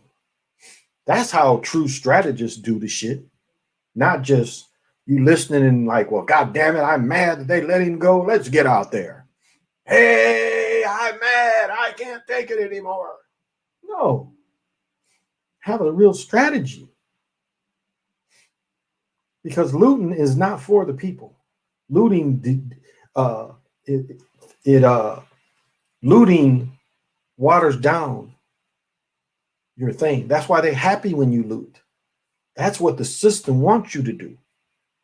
You know how many people after Floyd was mad? And then they saw the looting, their attitudes changed. It was like the Smiths' spell was broken. And these Smiths was like, this is fucked up. Then the looting and the Smiths zapped back into being Smiths. Well, I don't feel sorry for them. Stealing a Kmart warm-up suit is not, that's not for Floyd. Taking toys out of Target is not for Floyd.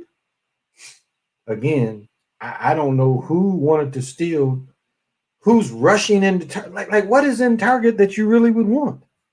I could say food, toys. Well, we know who taking toys.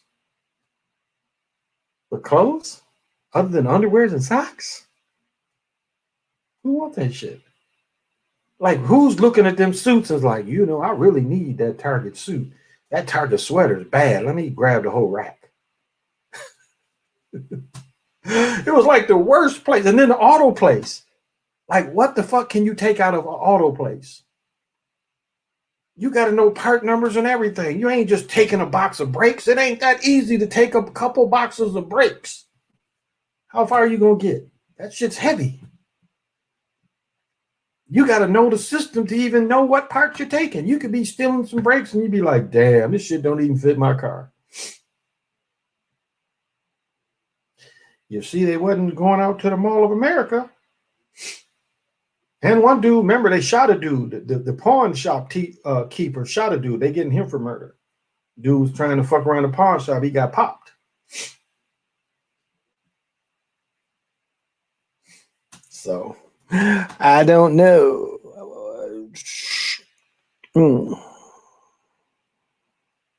What happened? Yeah, no, they defund my ass. Now, right now, they're putting it on the November ballot. The ballot is going to be to change the system, to get rid of the charter of being forced to have a unionized police force and to put it in a community kind of force. But right now, they just gave the police force another so many millions to hire new motherfuckers. So it was all a show. It was all a show. Now, they still could defund it and put it into some community safety shit, which made a lot of sense because you have bias. Put real people out there. When it's a mental thing, don't put a motherfucking with a bias. If it's a family domestic thing, look, do you know how many cops go through that same shit? When my ex stole all my shit and took my children and stole all my furniture, I brought her from Minnesota. She didn't have nothing. But yeah, she stole all my furniture and moved out and took my children. I just luckily had a good cop that had a similar experience. But do you see, even in him dealing with me, even though he was helpful, he had a bias. That's my point. He had a bias. So they're supposed to have real professionals go to these situations and not people with guns. Again, most of the things we see on television and shit is acting scenes to make you think that not the elites, but the police are your enemies. It's to take your thinking away. The police force is nothing but a buffer force. One thing that Minnesota showed you, it's easy to beat the police force. It really is. That's why Obama tried to give them all that army shit, because they knew without that shit, again, in this area alone, there's 3.5 million people in the Twin Cities. Out of 3.5 million people, it's only like 400,000 cops combined. I'm saying state cops, all these sheriffs, police, it's less than 400,000 in 3.1, 3.5. So do you see how the people outnumber the cops? They outnumber them. And they're maybe I shouldn't say this. I'll say that. I won't say that. I was gonna say some shit, but I'll hold that. I'll hold that. But there's a lot of strategies that you can use.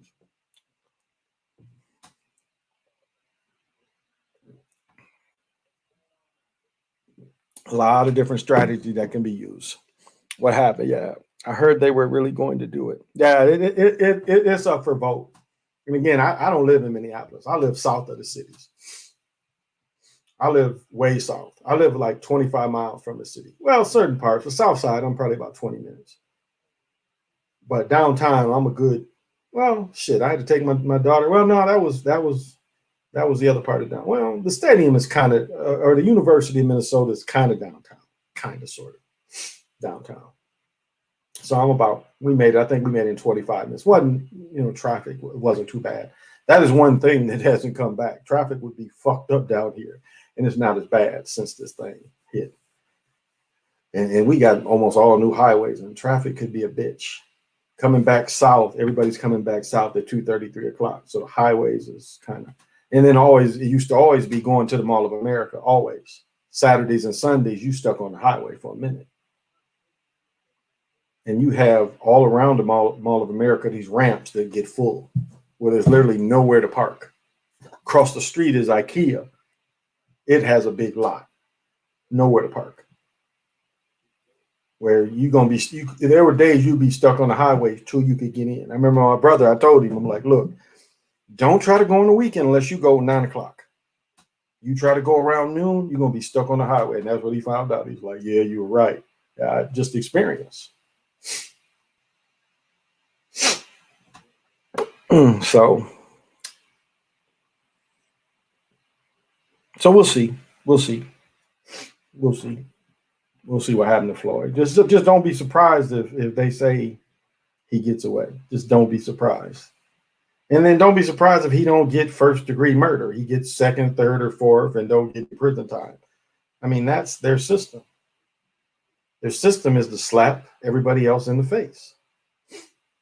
That's their system. OJ knew that. OJ, again, every time the thing gets harmonious between the people, they make up the OJ thing.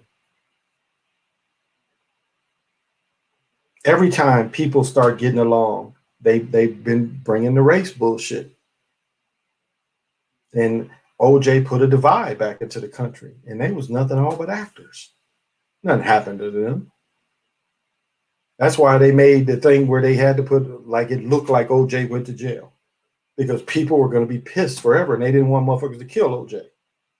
So they said, okay, let's put a psyop up where it looks like this dumbass takes his own shit, and he's the ringleader. Ringleader's going to get more time. Dude took a gun, and he blamed OJ. He said OJ told him to bring the gun. Well, I thought the law was who was holding the gun. So I can go into a bank and say, well, I didn't have a gun. I was like, he gave me the gun, but it was really his gun. So don't give me any time, but give him time because really it was his idea and he gave me the gun. When does that fly? But in that case, it went by. He was like, well, it was OJ's idea. The FBI broke in OJ's house, took his stuff. Then they set him up in a sting. And all the people around OJ was government informants. I mean, that's what OJ faced. To go get his shit back that people stole from him. That's the game they want to tell you that OJ fell for. We'll all stop falling for this bullshit. Yeah, Jay. I mean, really, that's what it is. We should all stop falling for it. Because it's the same thing over and over and over again. They're not creative in their deceitfulness. So don't get caught into it.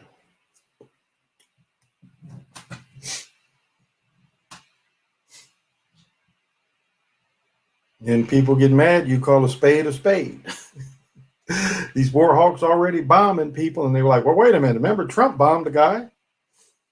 And now they're saying that Slow Joe is going to go after them people Arabia and stop selling them bombs and stop helping them fight the war in Yemen. You believe that? You got a country spending billions on your war machine, and you going to really tell America that you're going to cut them off. Remember, Uncle Imbecile put him right on blast and showed, dude, all the shit they bought.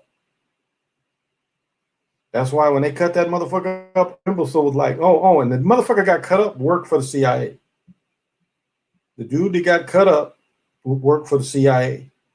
Department of Defense was beefing with the CIA. So the Department of Defense had their hand in getting rid of that dude too. Because again, the journalist was a CIA operative. Department of Defense didn't like that motherfucker. So they turned a blind eye. And that's one of the most efficient hits of hit. These motherfuckers come out with a goddamn suitcase. They cut this motherfucker up in 20 minutes. Do you see the efficiency of killing we have around the world? This motherfucker go in a building, and within 20 minutes, they done quartered this motherfucker and stuck his ass in a bag. 20 minutes. Now, do you think that some people ain't did it before? And the blood was trace. Let's be honest. When they went in there, it was trace blood. Wasn't like it was blood splattered everywhere. They had that room sealed off, taped up. You know how long it takes to tape up a room like that? To have that shit ready? That's compliance. What's up, bro? Hey, Slick. Oh, okay. Thank you for joining. Thank you for joining.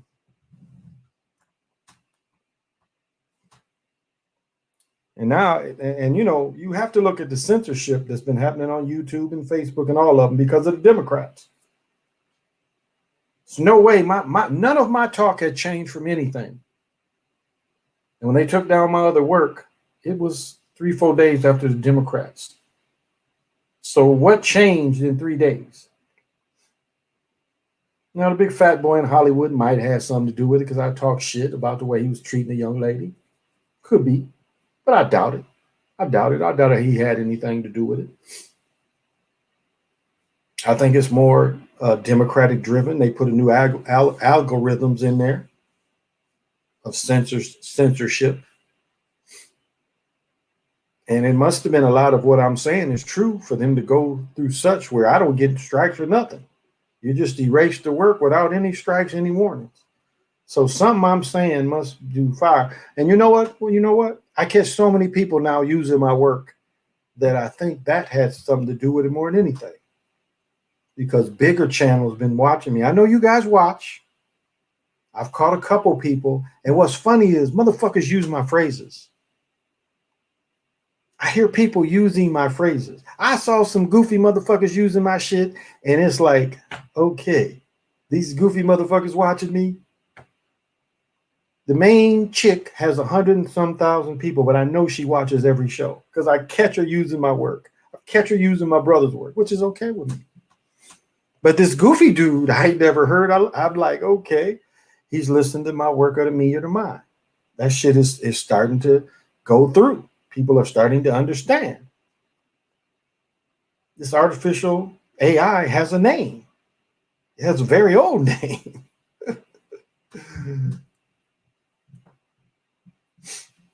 It's okay. I ain't into my ego. When my son say, I ain't tripping. I ain't tripping. Any way to work, get out there. There you go. It just shows that I must be some kind of super bad motherfucker. That so many eyes are starting to notice. I'm talking shit, y'all.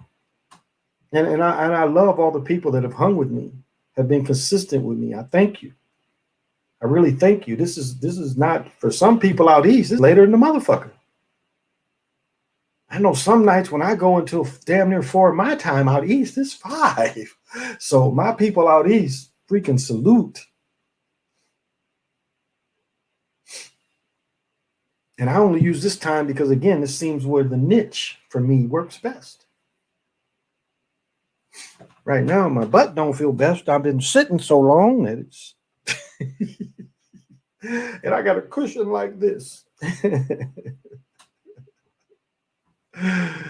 So it's okay. It's okay, y'all. Something I'm doing in my research is on point. So I see that my hard work and research has paid off.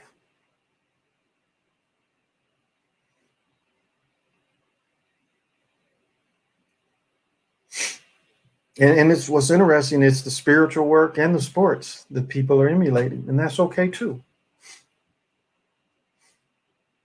Do you think the chip is coming? Thank you for Sigil blessing us with the timelessness. You're welcome, COVID. Do you think the chip is coming?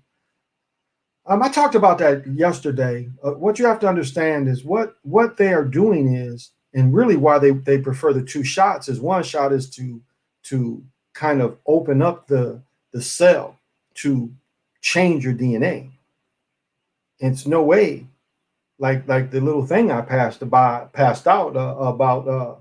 Again, we know that the nanochips can bounce, run, skip, jump, walk, and they're 1 billionth.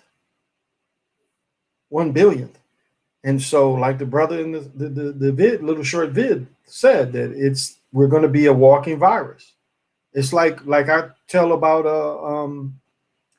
I was saying about birth control. It's the same thing.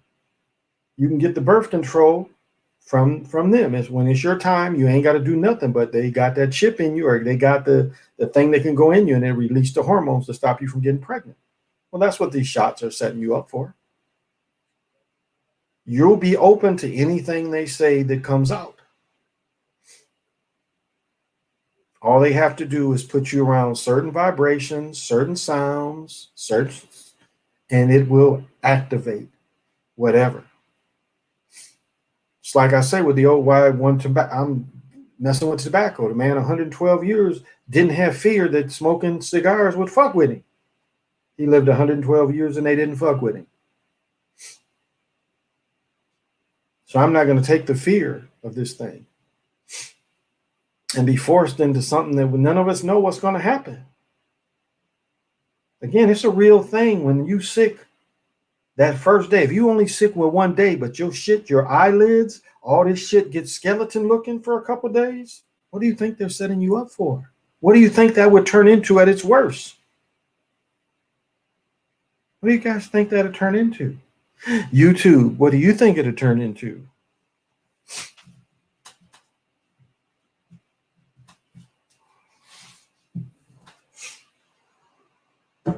What did Fred Hampton say? You can cut the feet of the revolutionary, but it ain't going to stop the revolution.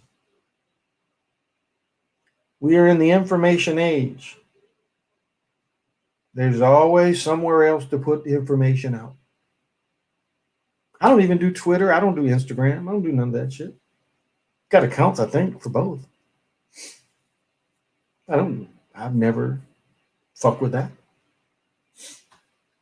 So the information's out there. So it's platforms. My brother Charles still goes hard on Facebook Live, even though Facebook Live is really a failure.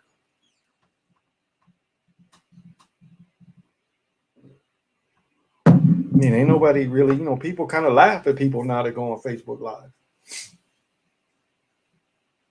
It's something that never really picked up. And I got attacked because I was doing TalkShoe, Facebook Live, and YouTube at the same time. And I got attacked by Facebook. Because when I started doing this, I was doing all three platforms. And then Facebook destroyed my computer. Still don't know how they did that shit. Fucked my computer up and erased the microphone out of my computer. How is that even possible? How is it possible to erase a microphone off someone's computer? And you didn't throw a whole virus at the whole computer. You just sent a fucking some kind of virus that just destroyed my microphone. You couldn't even load another microphone on that motherfucker. That is what Facebook did to me.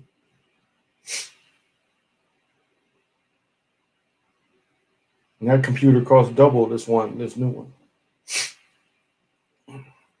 And this ain't new. I've had it for a minute. I've never been vaccinated till I got to the Army. It's fucked up my nervous system and sinus. Had to come home and eat clean and detox. Just beef juice and alkaline diet. Oh, that's very nice of you to say. Thank you, COVID. Thank you. So these things just have to be considered, y'all. That's all. So I ain't tripping. I ain't tripping at all. I ain't tripping.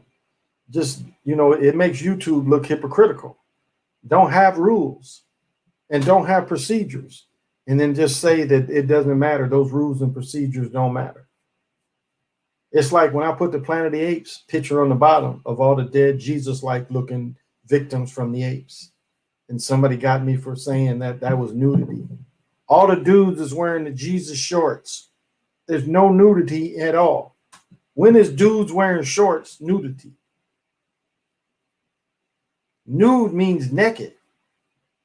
I've got shorts of dudes wearing. It was a drawing of people wearing shorts. But yes, it showed European dudes looking like Jesus dead. But how is that nudity? Say you didn't like that I put dead looking Europeans. That makes more sense to me. Don't lie. Don't lie and say it was nudity. The motherfucker, whoever reported it, that's what you didn't like. You didn't like them Jesus-looking people with the monkeys over them dead. Like trophies. That's what you didn't like. So don't lie and say nudity. Nobody was nude in the drawing. And YouTube, don't hide behind our guidelines. Tell the truth. You didn't like showing all them dead Europeans that are looking like Jesus. Let's be honest. That's what it was. That's what the thumbnail bothered y'all. Showed a pile of dead Europeans. And that's what made somebody upset. Don't send me some shit nude when there's no nude motherfuckers in the picture. Y'all simple or what? Don't change your goddamn status or don't change the shit that you put in your own goddamn rules. Because that shows that none of your rules really mean shit. That's what it shows.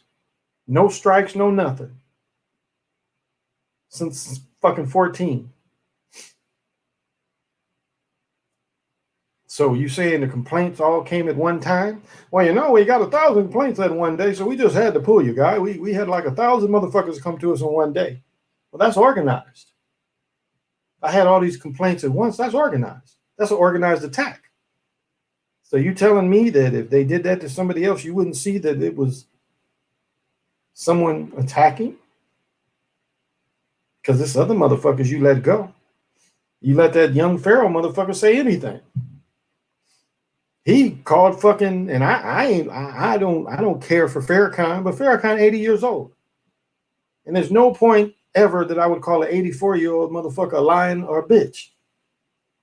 He's 80 years old, regardless if I agree with him or not. I am not going to disrespect this man because he's 80 years old. I was dating this woman and I I talked to her dad, and we had a good conversation. And I said something like shit, like, it was just the smallest little, I used some kind of profanity. And she was like, I never use profanity around my dad. And I didn't even say anything. I said, like, shit, yeah. I just said something like that. But it was like in her mind, she would never talk that way around her father. I respected that. And so it ain't nothing an 80-year-old motherfucker gonna say that I'm gonna get mad. Me and my mother go at it. Ain't one time I'm like, bitch, you ain't shit. It's no that I ever say that to my mother. And my mother's a bleeding heart liberal. But it's never one time. We can disagree. We can call each other sleep. But don't mean I ain't gonna call her the next day. She gets mad at me from time to time on certain things, but more likely it's just disagreements.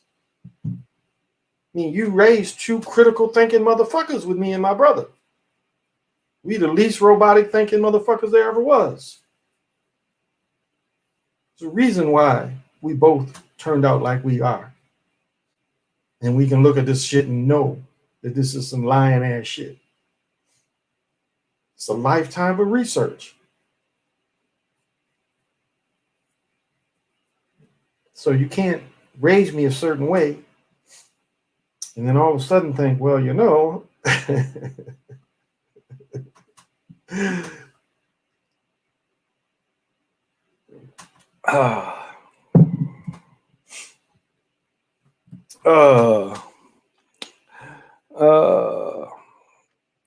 Charleston J. White, he disrespected Farrakhan as well. You a twin for real. I won't even smoke and drink in front of elders. I am 39. I'll tuck my cup in my smoke. I can dig that. I can dig that. Like my son would vape in my mom's because this kind of shit don't smell like shit. It don't smell like nothing. And so my son would, when she'd leave the room, he'd blow some smoke up in the air. But even me, I did the shit before I come in her house, just to sit, not drink, but just to sit there and blow big stacks. And that's just not her place to do that. I come in already nice, but just to blow big stacks in front of her, no, I just don't do that. But I understand. I understand what you're saying, and it's just respect, Nothing that old man. I mean, you going in and know what that old man is about. You already know. He's a Mason. He's signed into Scientology because NOA is dying. It was dying. So the man had to do something to get some new blood, generate some new interests. So that's why he joined the frat. That's why he joined the Masons. That's why he joined Scientology. He's trying to keep his business alive. And he had no way to keep it alive if he didn't merge with these other things. But now, when you look at the Qs, you got to kind of look at them a little different because they connected all that stuff too through him. And Qs has always been boule. I mean, that's what the shit was invented for. It was for the boule.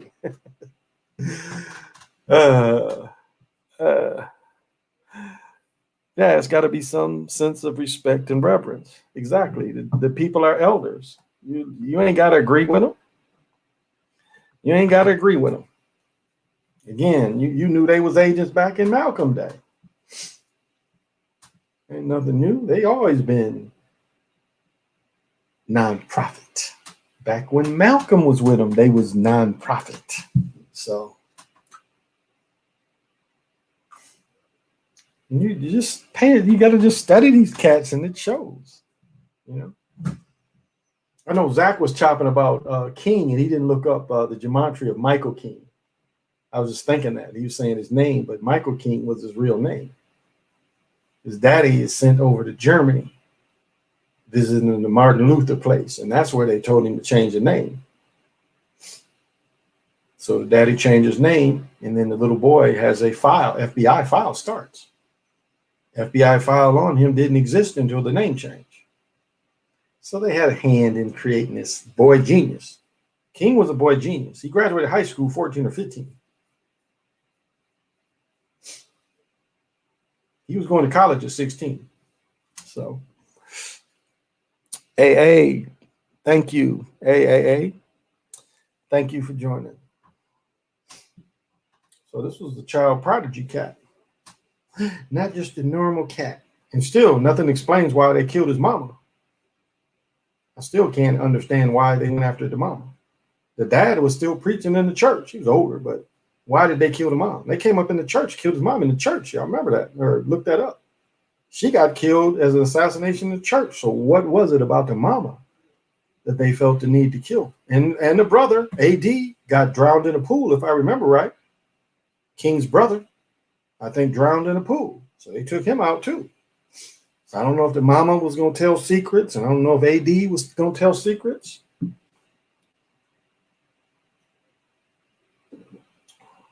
But the mama got straight up shot up.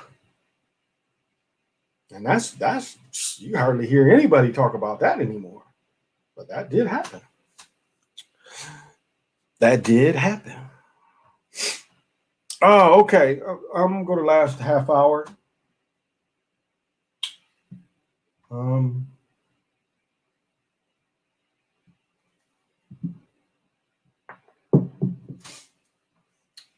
I'll spend the last few minutes getting back in a little bit into spirituality. Let's take it from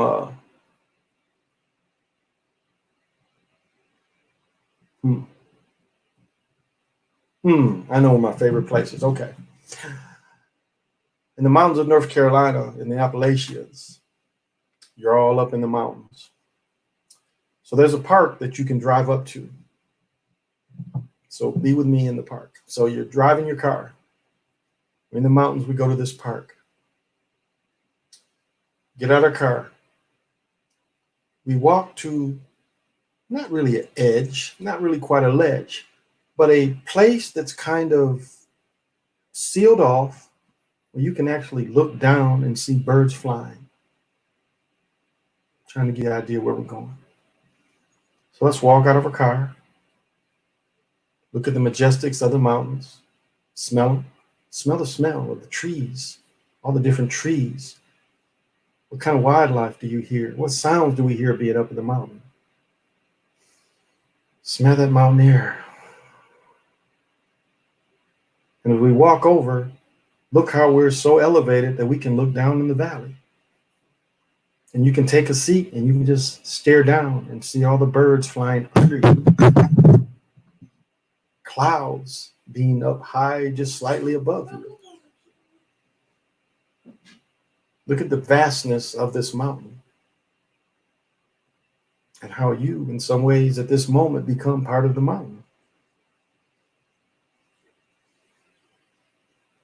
And just look at what the mountain is. It's just almost individual hills, individual rocks, a lot of trees, but yet all together makes it majestic. And let's just look down and we catch a just eagle. And look how big the eagle's arms are, or wings. Look how it's just playing in the wind. Look how it's just caught the wind and it's just doing circles and it's just playing. It's not going after anything to eat. It's just kind of just floating on the current. And you see another eagle join them and they're just playing. They're just using this current for like no specific reason. They're just playing. Just look at these beautiful animals, how they can just sail. But look closer and how aerodynamic they are. Look at the end of the eagle's wings, how they're turned up on both ends. And just the majestic way the air works with them. And just look at the vastness of where you are. And that these mountains even exist.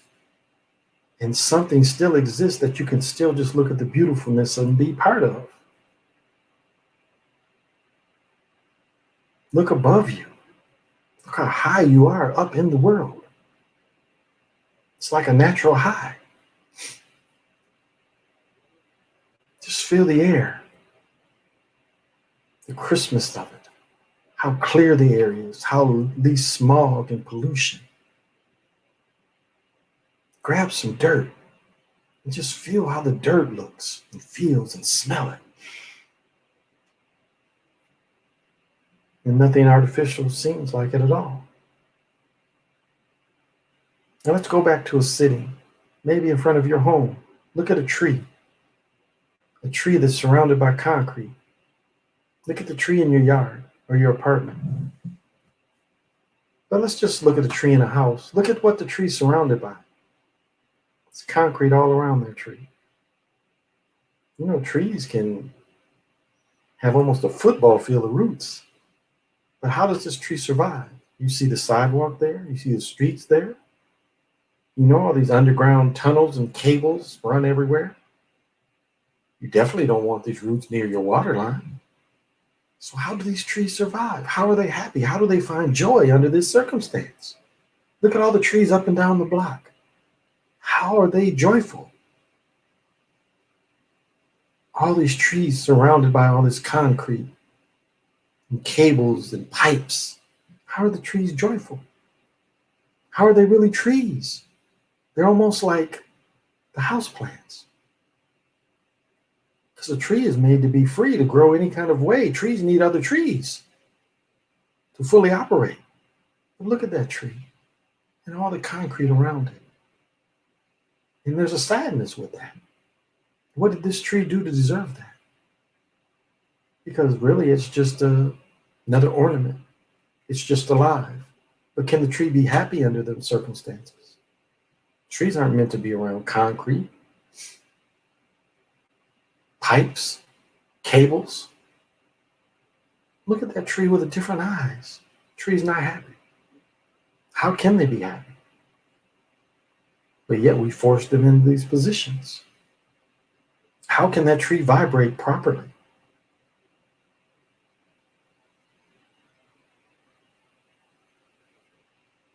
I know a lot of people never thought about this. But that's a sadness that we've done to nature. And think about some of these animals. And let's be honest, and now you have to even blame tribes people. Look at what they've done to the rhinoceros. So people in Asia can have something that makes their dicks hard. So they want to kill the whole rhinoceros so they can just have its tip, its horn. Remember the Gorilla in the Mist movie where they would just kill gorillas to cut off their head and their hands? What did that animal do to deserve that?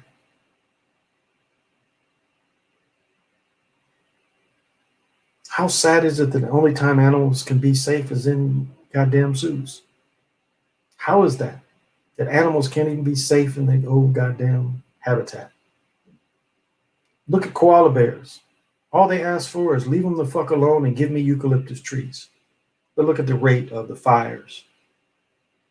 Because that's part of what the fires were. People were complaining that you're cutting down all the goddamn eucalyptus trees. So what's more important? Having a development where motherfuckers can live, or letting these fucking koala bears that live there for thousands of years the fuck alone? Look what they've done in America where they destroyed the bison. The bison had been longer than the European life had ever existed. They've been going back and forth across the country for thousands and thousands of years. You telling me that the Europeans coming and building highways and houses is more important than something that's been happening for tens of thousands of years? How do we have that right? How don't they own the land? Seems like to me a motherfucker been doing this shit for tens of thousands of years. They own the land. The land belonged to them. Their trails show they own it.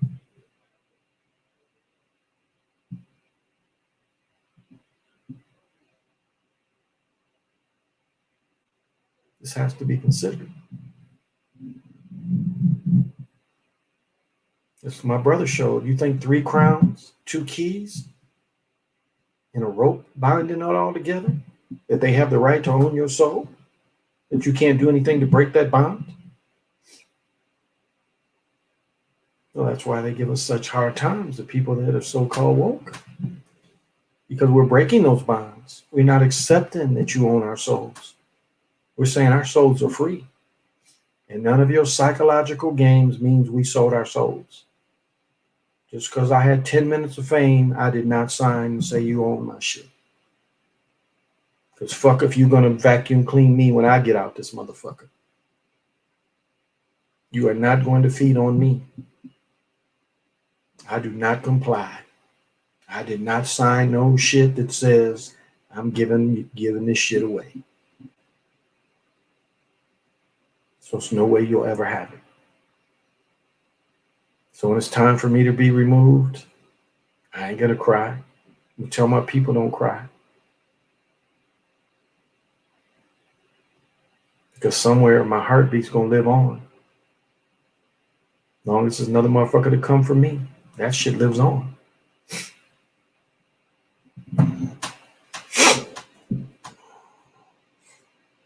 Well, guys, I do have a sort of busy day tomorrow, so I'm gonna cut it here.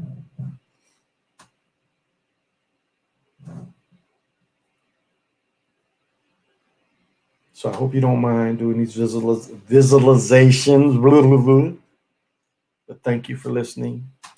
I knew they usually kill the parent of MK, district programmer. I never knew they had killed his mom till fairly recently. Yeah. It's a whole Jet. Look up the Jet magazine article. It's one of the better articles because a lot of shit didn't really make a big deal out of it. Yeah, about killing the mama. Yeah. AD too, though. AD drowns in a pool. His brother. That's what they call his brother, AD. So this has been the Chocolate Mountain Show.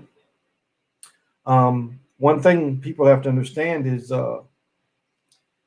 last couple of days of doing these moon kind of celebrations is draining, and so yesterday I kind of reached my kind of limit somewhat, and it's like as I was getting into it, the emotions hit me so hard, and I'm explaining it the same way I explained it to my friend. It was like the emotions hit me so hard where I just wanted to fully cry, and it's like because I wanted to fully cry, my face fell out. It was like this part of my face just literally just fell out like this. And like my top part of my face was keeping it together. And it's like my top part of my face just put all this shit back together.